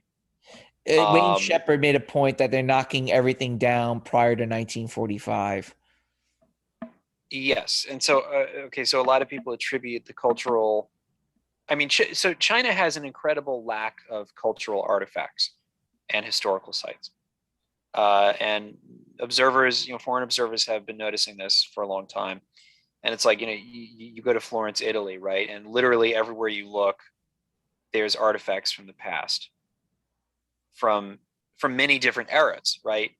From the Renaissance, from the Roman times, from the 19th century, right? Just like everywhere you look, statues, sculptures, architecture, cobblestone. China has almost none of that, Right. which is astonishing, right? I mean, because they have thousands of years of history. So the answer that a lot of people give is, well, you know, in the Cultural Revolution, they destroyed a lot of that stuff, you know, the iconoclasm of Chairman Mao. But that's ridiculous because, I mean, the Cultural Revolution was not nearly long enough or involving enough people to destroy their entire architectural legacy. I mean, it's just that there's not enough students in the world to do that, right? I mean, what happened is that over the centuries and over the millennia, China has repeatedly destroyed its own artifacts and its own historical sites for a variety of reasons, but they don't seem to attach a lot of importance to it the way we do in the West. In the West, we think the physical place is actually really important. The temple, the church or cathedral, the you know, Halls of power. the halls of power, the sculpture, you know, I mean, all these things are they have intrinsic value. In China, they don't see that. They don't really see it that way. They believe that the repository of their culture is the written language, the characters, and the literature, and also the physical Chinese people, the biological Chinese race. That's their culture, you know, and not in these external sites and artifacts and things like that. I mean, I'm grossly oversimplifying it, of course, but I think that's a possible reason why we see this. So, and now, you know, and then communism sort of wrecked what was left of traditional Chinese culture, which is why when you go to a place like Taiwan, which did not have communism, you know, Taiwan is much more traditional than China. You know, Taiwan actually has, you know, if you walk around in Taiwan, and I haven't been to Taiwan, but this is my understanding, is that, you know, you'll have a much more traditional Chinese cultural experience than in mainland China because communism hollowed that out. And so once people lost faith in communism, well, what's left, right? You destroyed your traditional culture. Communism, you know, is nonsense, and now we embrace capitalism. Well, you walk them down frantic drive Madison to earn money. Avenue, the Chinese new money overindulge on things like Louis Vuitton, BMWs, things like this, and they build these Yes. replica cities that look like identical to like Amsterdam, Paris, against spaghetti Western style towns. They even Yep. spent 200 billion building Manhattan's financial district knockoff. Some normie con would say, "Oh wow, they must really respect and admire Western culture." I see it as a society who wishes to be you. This strange fatal attraction and obsession. Naturally, once they are in North America or Europe, they start buying up areas they heard so much about. Richmond, Canada is a good example because they see the word Richmond, Richmond, and Whitestone, New York. Ooh, Whitestone, lucky, White. lucky. They went on, like you said, they went to one village in Austria. I think it's Hallstatt, if I stand corrected. So again, they went to a village in Austria, took photos and measurements in secret, and then replicated the town. But all these bootleg towns have something in common, and that is they are empty, and they have been since they've been built. A lot of, if you go on YouTube, you watch some of the videos of foreigners going into these replicated villages like Thames, as you were discussing earlier, that you went to. They're all there's moss growing on the side. They're falling apart. It's shoddy construction. We didn't even talk about how bad the construction is in China, which is we could probably do a whole half-hour segment on shoddy construction projects in China, right? These guys these construction workers, these bricklayers in sandals. I mean, don't even get me started. I remember my coworkers, they're with a blowtorch, and they're not wearing any protective goggles. And I sent one guy home because he was literally going blind, and he was out for work for over a week because he didn't wear the safety goggles. He's just staring at the torch for hours on end. I'm digressing, but it literally did happen. I'll post a picture of the guy I'm talking about for all of you in this chat. You guys can see. I'll have it as a backdrop of I think his name was Vung T, but I'm like, Vung T, you gotta go, dude. You can't be looking at this this flame for hours on end on the torch. I think it was not a soldering iron, but he's a welding torch. He was just staring at it. Anyway, so they could have built as a part of as an escape for these mega cities, since they are knockoffs, right? So a lot of these people, these are kind of like retreats, these prop towns, the simulacrums, all right? They would kind of like go there. They maybe have like a hotel, and then again there was these were kind of like retreats, but no one actually lives in them, right? So I got a quote here from one individual who decided to work in one of these towns. When I first came here, I felt like I was going to a foreign country every day for work. She's 31 years old. For less affluent homeowners, the standard of comparison is limited. Many have not traveled to the West, and the only knowledge they have of what these landscapes should look like comes from promotional tourist materials, as well as televisions and films films interpretations. Many come equipped with appliances customized to Chinese cooking needs. Ovens are often omitted, and stoves are outfitted with wok ranges topped by large stainless steel hoods designed to filter out grease and smoke. So, in a sense, they want the benefits of being us, but they don't actually want to be Westerners. And you kind of see that with a lot of the new Chinese moving to the West. Like the older generation, they would, like, the women would give themselves names like Brittany and Alexis and shit like that. You don't necessarily see that anymore. And this one young woman, she this is the closest she's ever going to get to going to Europe or America. So naturally, she's going to gravitate towards it and feel as if it's like part of her perpetual Disney dream. Yeah, I mean, I think you saw with a lot of the you see with a lot of the middle-aged Chinese in the U.S., for example, that they're much more Americanized. They're much more grateful to be here than like the younger Chinese who are coming in to study at our universities and stuff, and they're just incredibly. I mean, not all, but I think they tend to be a lot more nationalistic. a lot more spiteful towards the U.S. And Well, you had a fight with someone during the peak coof. Yeah. It's your fault. You do it. Look how good China do. Yeah, no, I've had a lot of arguments with Chinese people that really just end with, okay, you know, let's not discuss this anymore because it's obviously we're at an impasse. But you know, I mean, obviously the Chinese have been propagandized to believe that their government is awesome and protected them from COVID, and also they're told that America released COVID as a bioweapon. That's They the official believe it line in too. China.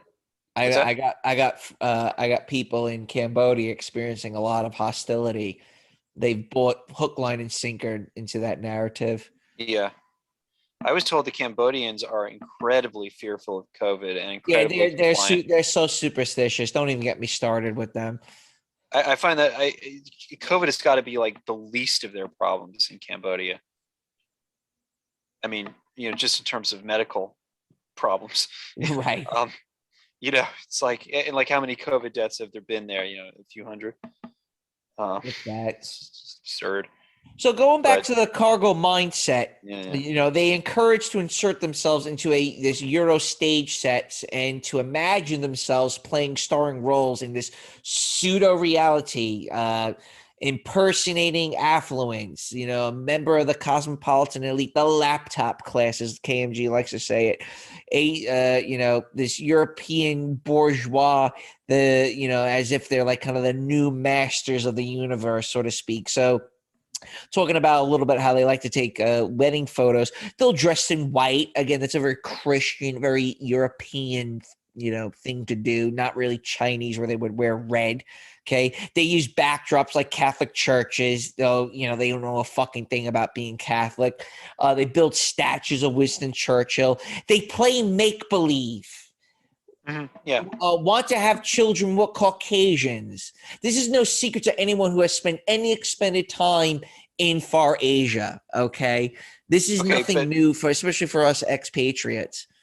Okay, but I wonder whether that is starting to wind down a little bit. And what are they going to do? They knock down their own fucking shit. So what do you got? Well, what I am noticing, possibly, is a turning inward in these countries, you know, especially in China, where they're starting to rediscover Chinese culture, Chinese identity, Chinese nationalism. They're starting to reject the West more and more, to compare and contrast China with the West, and you know, in a way that's unfavorable to the West. Whereas before they would look up to us and we admire you, we want to be like you. Of course, the Chinese would never say that we want your constitution, we want your political system. No, they would say we want your wealth and power.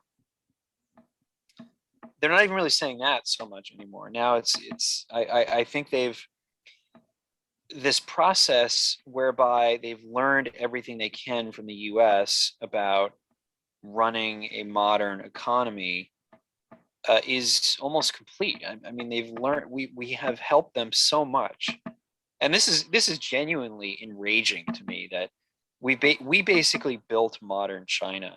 I mean, of course, I'm not Kissinger, thanks. You know, thanks to Kissinger, and it was through the efforts of the Walmart. Chinese. But I mean, but we helped. You know, we sent them all this money. You know, we opened our markets to Chinese goods, Chinese exports, and we sent experts to their country to basically teach them how to do all these things that they didn't know how to do. Like shit in a toilet. For example, or run a modern banking system. How to fry rice in gutter oil. Now it's really hard for foreigners to get jobs in China because they have skilled people there already. Right. Who are bilingual. That's why you don't need to be an English teacher in China. Vietnam doesn't hire English teachers, native English speakers anymore. I mean, right. They have people who are bilingual that already studied abroad, again, thanks to the West, because we let them study at our universities in huge numbers. Oh, and by the way, I just read that something like it's like 5,000 students get kicked out of U.S. colleges every year for cheating or What? flunking. Being spies? For flunking, for not meeting academic standards, or for cheating. But that's another thing that we've allowed them to take advantage of our openness, with the result now that, well, they don't really need to, they don't need us anymore in a lot of ways. And they think they can replace us as the world's dominant power. Maybe they can. But that's what I'm seeing. And I think the culture is shifting along with that. I've detected a change of attitude. I think a lot of them don't want to work shitty jobs in a factory too. So Definitely not. Yeah, I think that's part of the problem. Yeah, go on. Yeah, I mean, there's been in recent years been a move against the overwork that was rampant in the tech industry in China. They have this thing called. That's part of the reason why You're not letting me get a sentence. I'm sorry. You're saying things. I'm like it's dawning on me so many different. I know. Yeah. You're hitting so many points in my brain that I want to spill it out. Let me just say this. So what you just said coincides with that article I read about where people that work in the tech industry can work from home, is because they're trying to get away from that problem where they're overworked. Maybe not. I mean, I'm not seeing the policy that you were talking about. I mean, look, there was a lot of work from home during COVID. I think they've ended that. But I know that Alibaba, the huge e-commerce firm, they've started to allow people to work from home 1 day a week. But you got to understand, before COVID, they had this thing called the 996 culture, which is that you work 9 hours a day. No, I'm sorry. You work from 9 a.m. to 9 p.m. 6 days a week. And that was kind of the expectation in the tech industry. And they already started to rein that in recent years, because it was just people were getting burned out, and it's just not healthy. And I think that's part of what you're saying, is that they don't want to work shitty jobs anymore or work themselves to death. They want to have like a normal life with free time, and maybe get laid. Maybe get laid, maybe. I don't know how some of these people get laid. They're such dorks. I just don't see it. But yeah. I mean, they want wealth and comfort and luxury like anybody else in the world. They're very pragmatic. They're very materialistic. But I think they're also kind of rediscovering their Chinese identity, and they're doing their own thing. I respect it. I don't agree with it always, and I think we have to be very mindful of the fact that China is hostile to the U.S. I mean, they made this very plain. I thought Russia was. I don't think Russia. Well, Russia is probably now. I don't think they had to be. I don't think that was inevitable. It's a weird relationship between Russia and China. I don't know too much about it. Yeah. I know that It is weird. We're pushing them together again, because and that wasn't inevitable. I think they're rejecting global tranny. Well, you keep saying that. I don't think that's really. I think the factors that are driving those two countries together are geopolitical.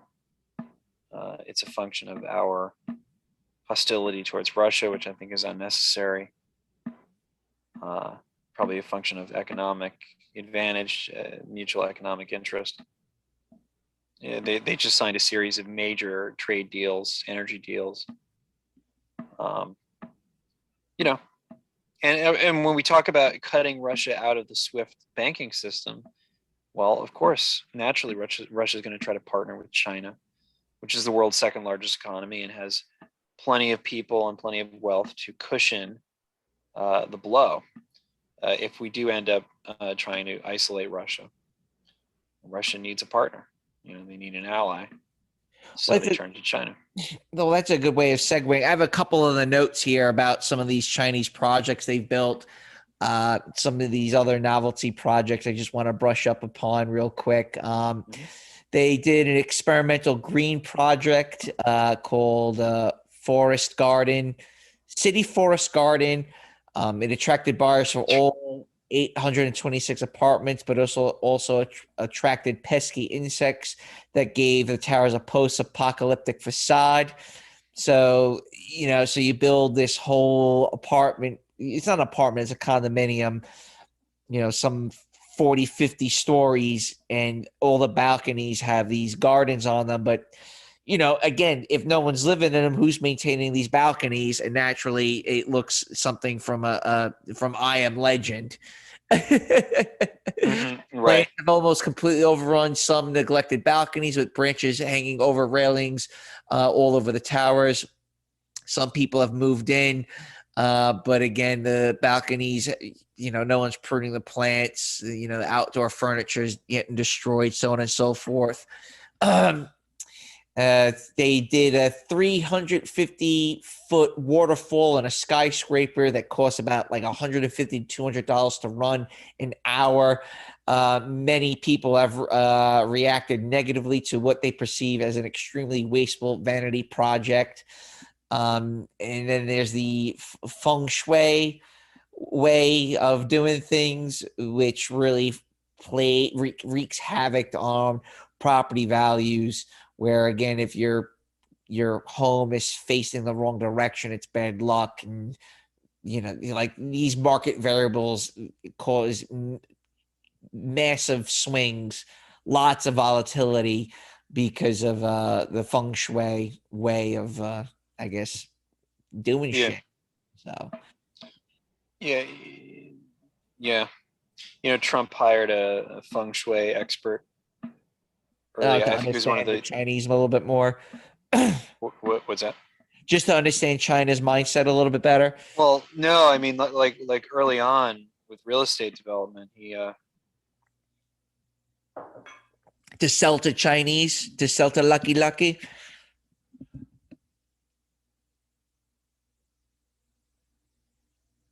Where'd you go? I did not just lose you. Son of a bitch. We'll give him a few minutes to get back in here. Some other things I really wanted to brush up upon if expat returns is the One Belt, One Road. A lot of people have been covering it quite a bit lately. I'm not sure if we're going to have time to get into that right now, but probably something we should definitely discuss in a future recording or live stream. Bottom line is China's expanding. They're getting more involved in Africa.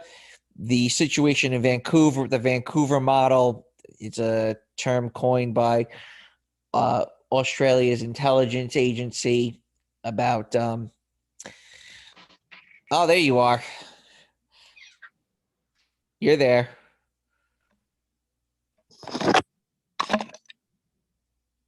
You okay?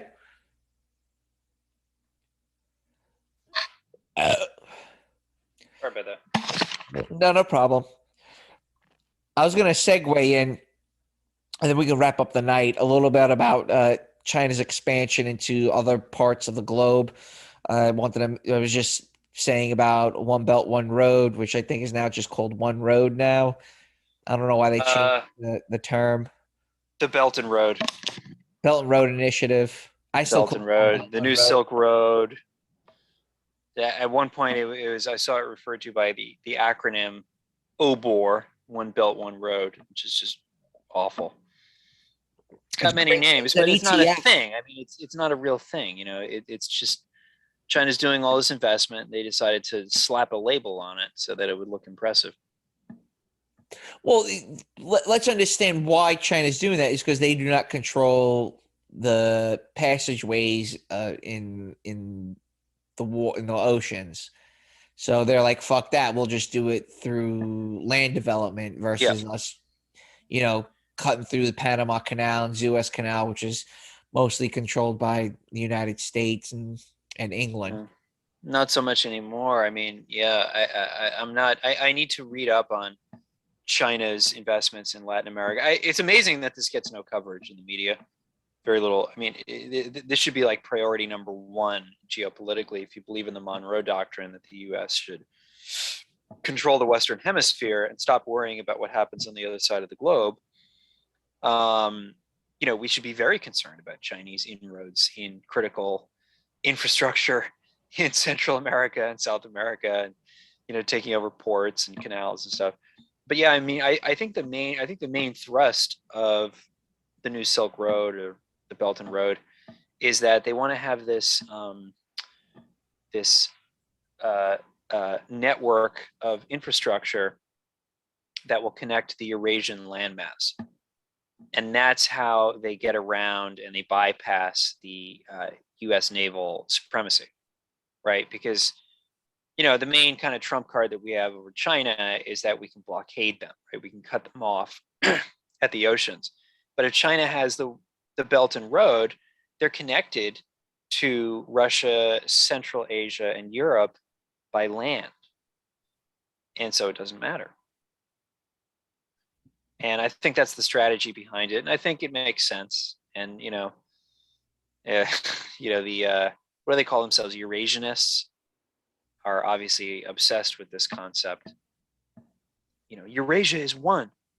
China, Russia, Western Europe, they all have a common destiny, blah, blah, blah. And maybe that's true. I don't know. It's not for me to say, I'm not from there. But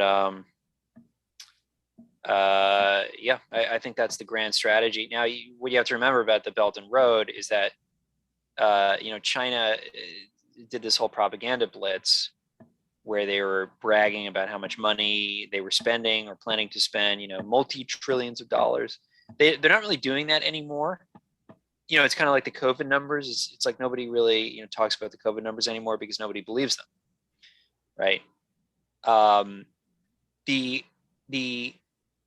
Those astronomical figures that they were citing, that was just planned future investment, so it didn't necessarily happen. And also it includes construction spending, construction spending is not investment, right? Because you're not holding it there for the long term. It's a jobs program for China. It's a way of exporting surplus males to go, build projects in, bumblefuck Africa. And it's also a way of using debt diplomacy, or rather, what's the expression I'm looking for? Debt trap diplomacy, to extend their influence in other third world countries. And so, the way it works is that, China lends a bunch of money to build, a port or something. And then there's no way that country can pay back the loan, so they default, and then China takes over the port as collateral. So now China owns your infrastructure.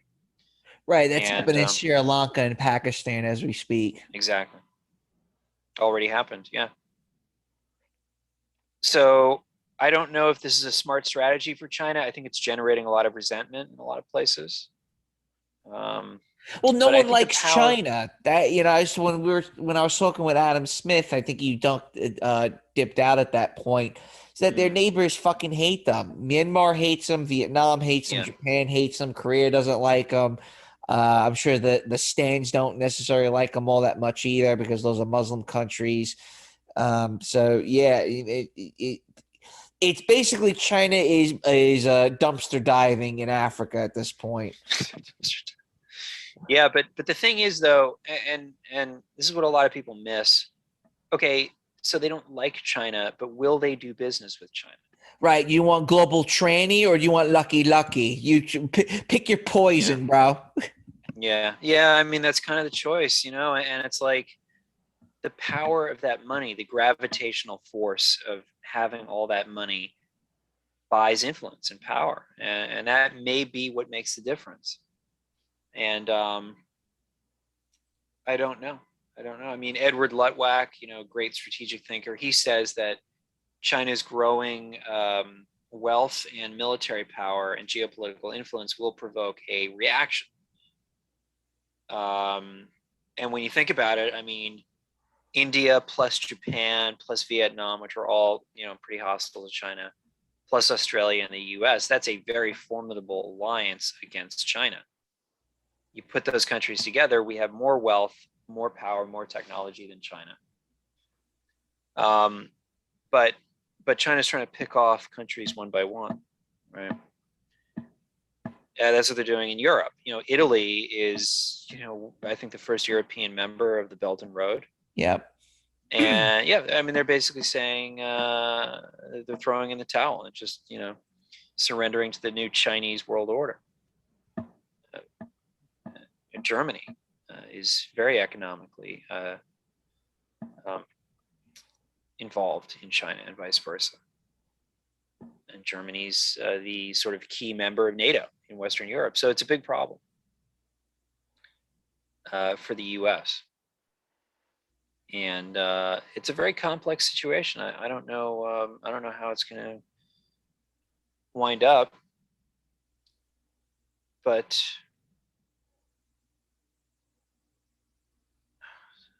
I mean, and COVID has just thrown a wrench into everything to the point where it's impossible to really Right. So even for make the predictions. the Belt and Road Initiative, this is turned into COVID has really fucked a lot of this shit up for them. I mean, and not for just them, but for us also. And again, let's blow this out. Let's look at the bird's eye view here. What's sustainable development? What is Agenda 2030, where you'll own nothing and be happy?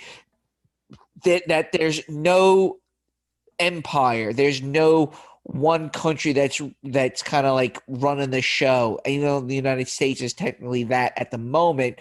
But the idea is, yeah, okay, we're going to get China up to a point, but we're going to make sure you stay at some level. And at the same time, we bring down the United States. And in a sense, I'm going to make this simplify Agenda 2030 for all those listeners out there. Okay, first world countries, you're unsustainable. Why are you unsustainable? Your high meat intake, number one, your cars, your love of decadent consumerist goods, okay, the planned obsolescence in a lot of different things that you buy, your manicured lawn, your in-ground swimming pool, your golf course, your amusement parks, the unsustainable, okay? Right. Let's The lawn. go. I love the lawn one. The lawn Lawns are was an so important one. they're really attacking lawn. They really hate lawns. They hate lawns. If you guys give a fuck about Agenda 21 or Agenda 2030, okay, you get the book called the Global Biodiversity Assessment. It was written in 1994. You've seen the book on my bookshelf. It's a monster. It's huge, but it's the holy grail of Agenda 2030. It's basically an inventory of all of the world's resources and what's good and what's bad and what's unsustainable. What's unsustainable. I can't even tell you how many pages it did, but it actually does not fit on my bookshelf. It has to sit. I have to put it in another location because it'll literally break my bookshelf on how big it is. Anywho, that's what's unsustainable in the first world. So what's unsustainable in the third world? Well, you burn your garbage. Okay. You use livestock to rotate your crops. That's unsustainable, right? Your the way you reproduce, unsustainable. You have like more than 5 children. Your law system's unsustainable. So things like that, like you living out in the countryside, unsustainable. Your lack of your ability to have abortions on demand, unsustainable. The lack of women's rights in the third world, unsustainable. So that's the other end of the spectrum. So what do? You have to bring up the third world and bring down the first world. So you have this level playing field. Yeah. Yeah. They want everybody to be the same. This sort of gray goo. Coffee colored. Coffee colored humanity. I mean, it's an appalling vision. Joe Atwell calls it the new slave class. Yeah, and of course it doesn't apply to the elites, right? I mean, I was just telling you this before the show, but it's like, remember before the coup, one of the benefits of globalization, we were told, is that it brings the whole world together, right? Ease of travel, ease of communications, and you know, basically the world is a smaller place. But since the coup, we learned that the world is only a smaller place if you're an elite, right? The elites are connected to each other more than ever.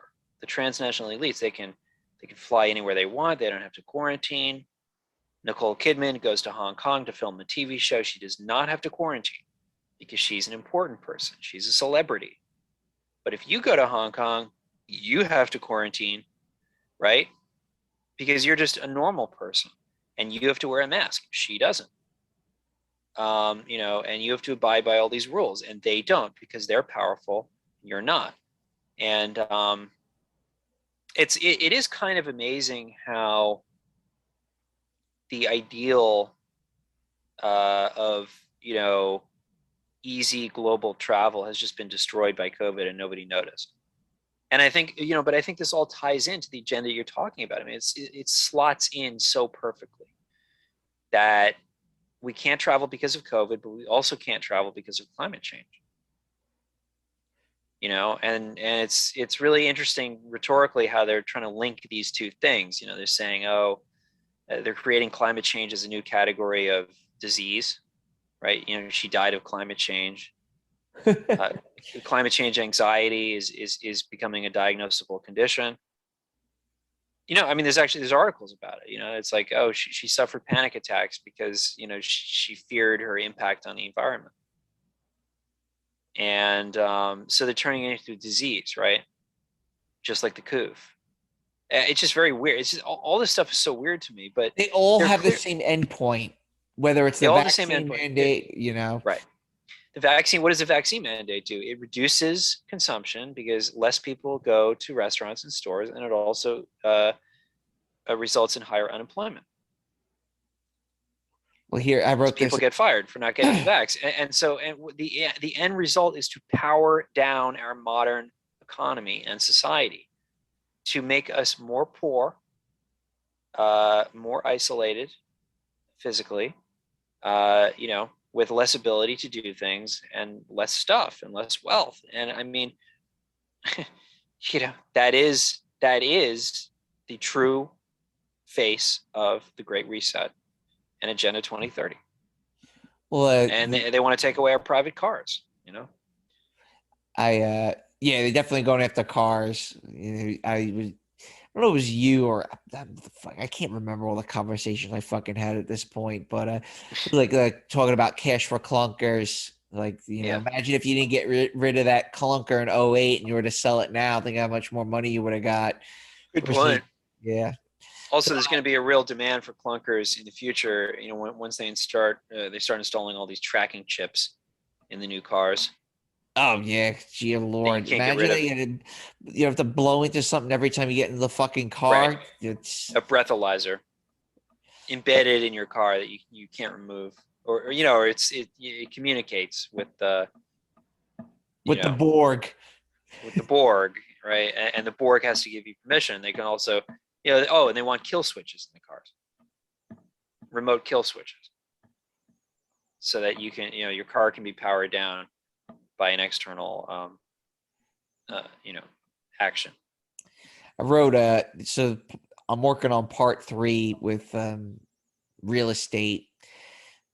Well, it's going to actually be part 4 now that I think about it. But so this is what I had written down so far. It should be no secret that driving all of these changes in the real estate market is the climate change agenda. 2030 has become a utopian endpoint for all globalist projects, such as the UN's Agenda 21-2030 Sustainable Development and the World Economics Forum 2030 vision.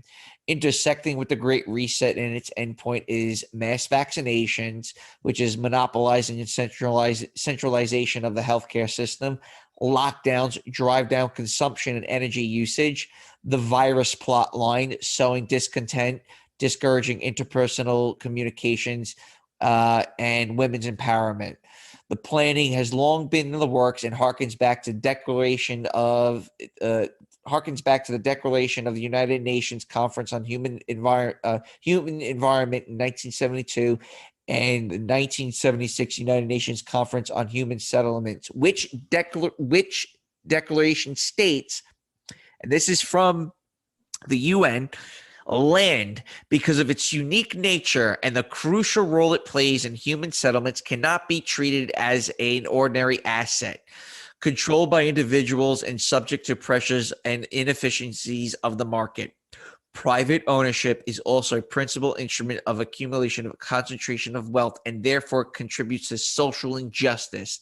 If unchecked, it may become a major obstacle the planning and implementation of development schemes. Social justice, urban renewal and development, the provisions of decent dwellings and healthy conditions for the people can only be achieved if land is used in the interest of society as a whole. That's from the United Nations Conference on Human Settlements from 1976. So all these conferences they had up until 1992 were kind of like giving where we are today walking legs in a sense. Right. And Yep. the big question is, and we're going to end the night here, how much is China actually involved in doing all this? Because we see now what's happening in Canada, where they're literally going after people's bank accounts. That's fucking Chinese shit. And, you know, me and you discussed 2-3 years ago about what's going on in Vancouver. I'm not going to get into it tonight. I wish we had time, but we'll save it for another night because I'm getting tired. But really, I mean, you know, the west coast of China, west coast of Canada is already a vassal of Hong Kong and to a lesser extent mainland China. You see Trudeau, little Castro, in going after people's bank accounts, shutting down all these like whatever GoFundMe websites.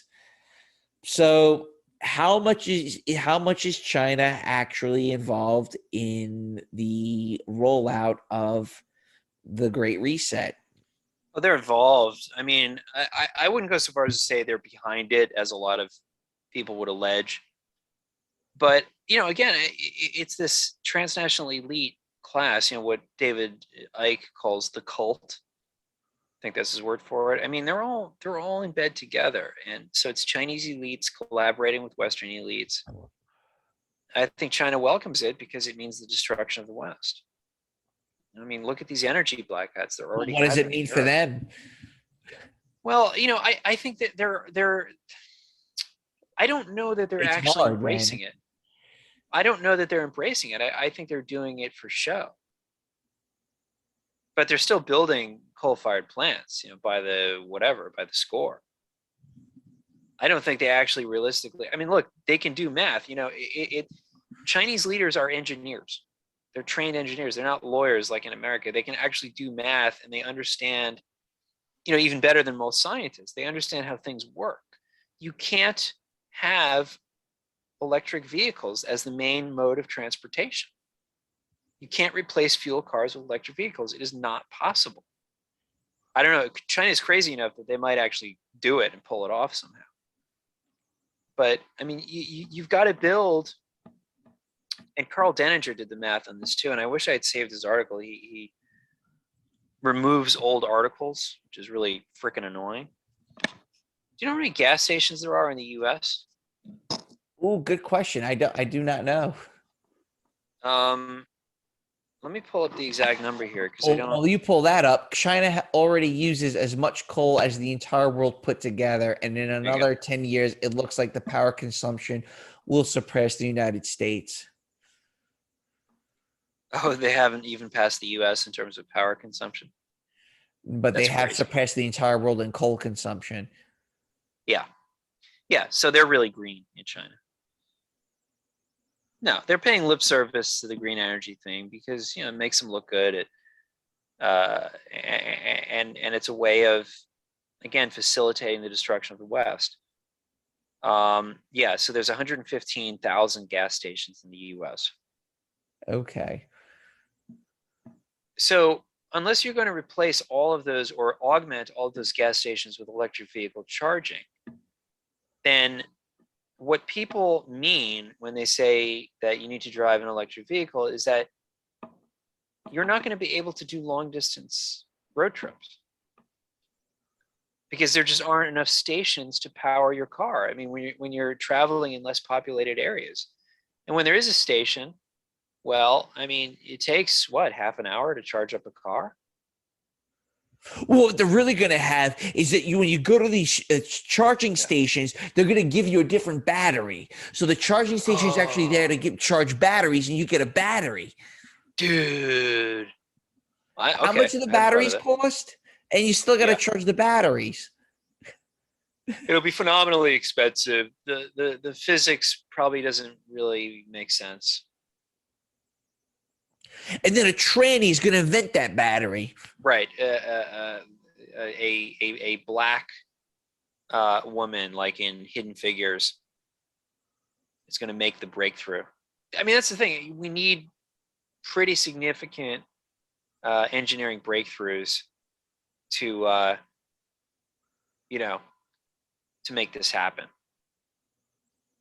And that's assuming a lot, because I think our society has run out of innovations. I mean, I think we've stopped innovating. Yeah, I think Devin Stack was talking a little bit about that a few live streams ago.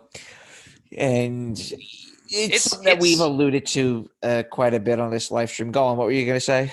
Yeah, no, I mean, it's something I've been thinking about for a while. I mean, probably like the peak of Western just achievement was, I don't know, the 60s or 70s. When you think about it, I would say that the moon landing, assume it really happened. Yeah, that is. It's a very convenient like marker for the pinnacle of Western civilization.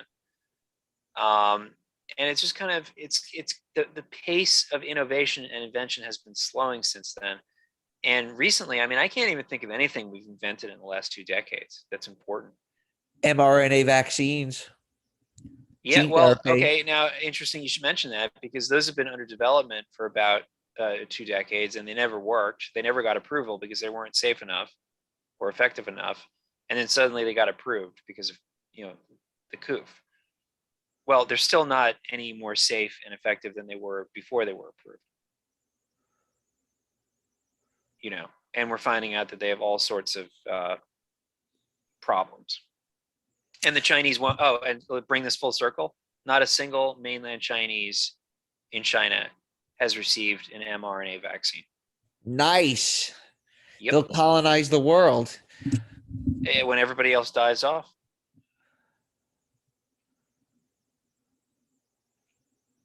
When the great die-off happens, which I'm being tongue-in-cheek. The great boomer reset. You liked the Vox Day song, I see. Do you have it in front of you? You want to read it for us? Yeah. I just pull it up, and then we'll wrap up the night here. While I disavow this song, by the way, but voxday.net. Let's see. Canadian boots on the ground.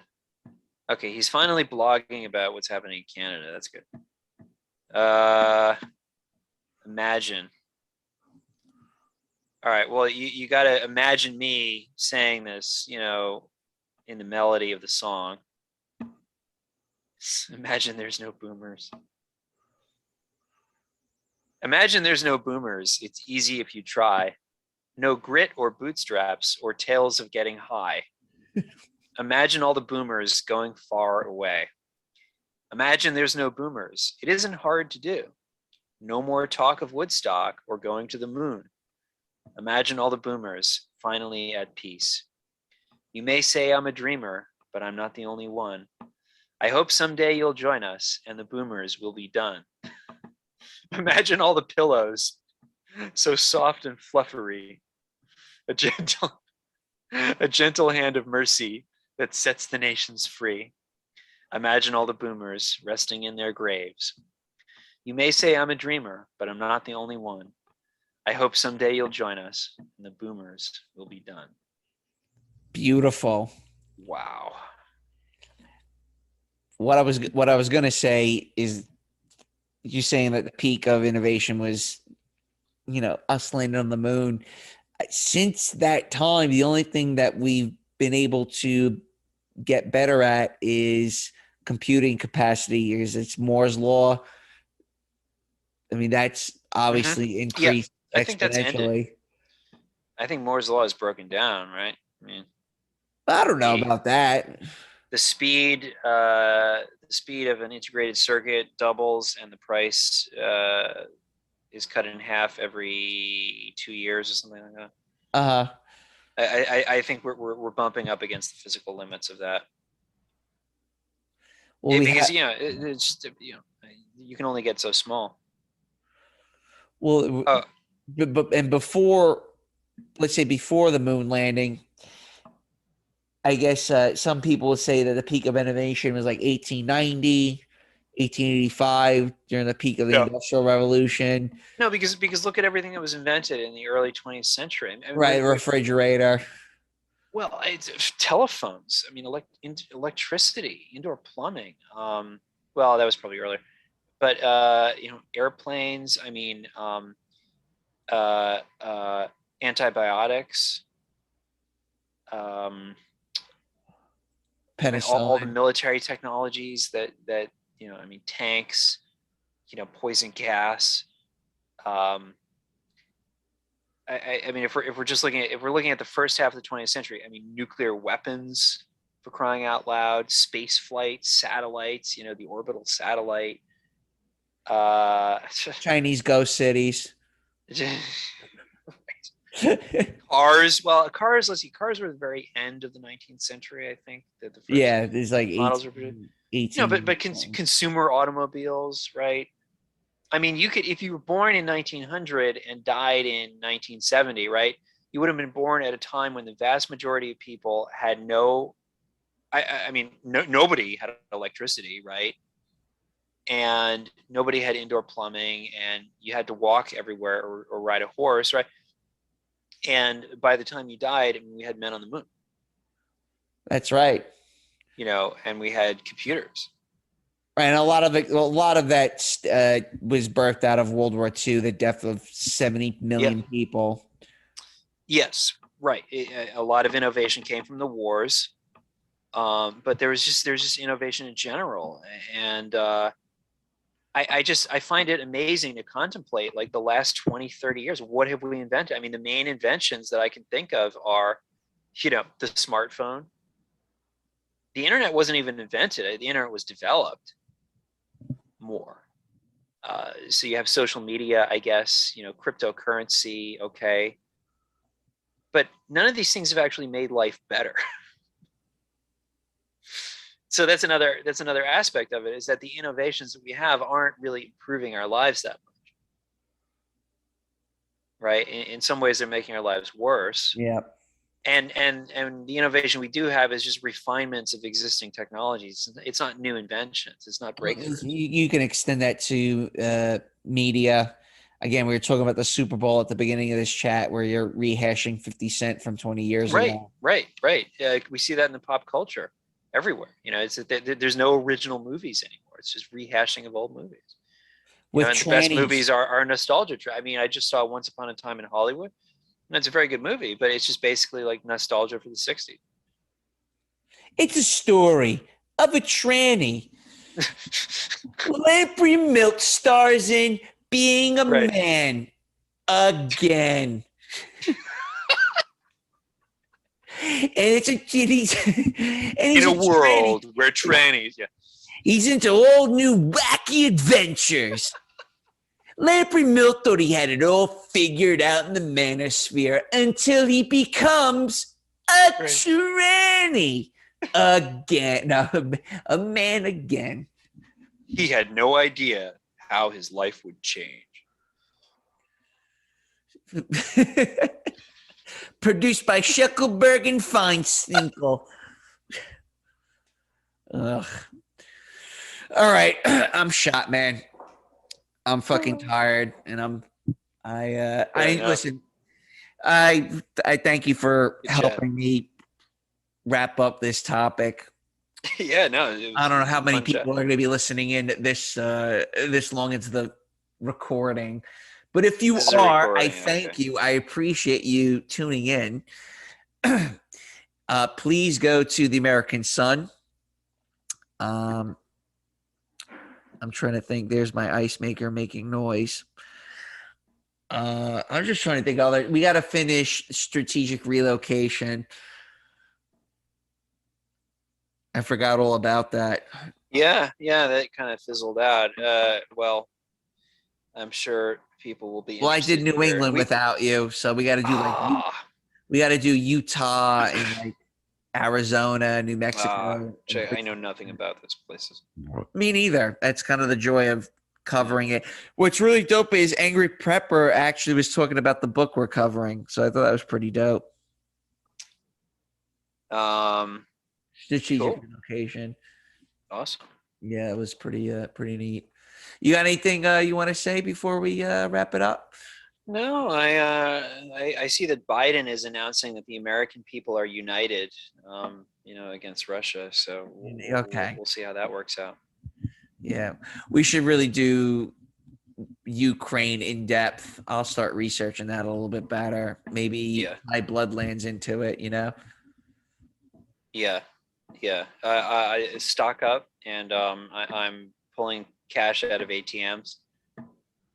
Yeah, that's right. Stock up, buy some food, guys. You never know what's coming around the corner. There's no way you can be prepared for everything. Bottom line. No. But just the basics. Easy stuff, right? Think about it. I mean, how hard is it to have spare cash on hand, or And 2 years worth of canned meat, a month's supply of food? Well, that's a little tough, but yeah, a month of food, and I mean, just read up on what happens if all the satellites get shot down in a war. Well, good thing I backed my pornos up on a hard drive. Yes, very important. It's very important. Okay. EMP shielded. All right, man. I'll talk to you tomorrow. Okay. All right, man. All right. Have a good night. Cheers. You too.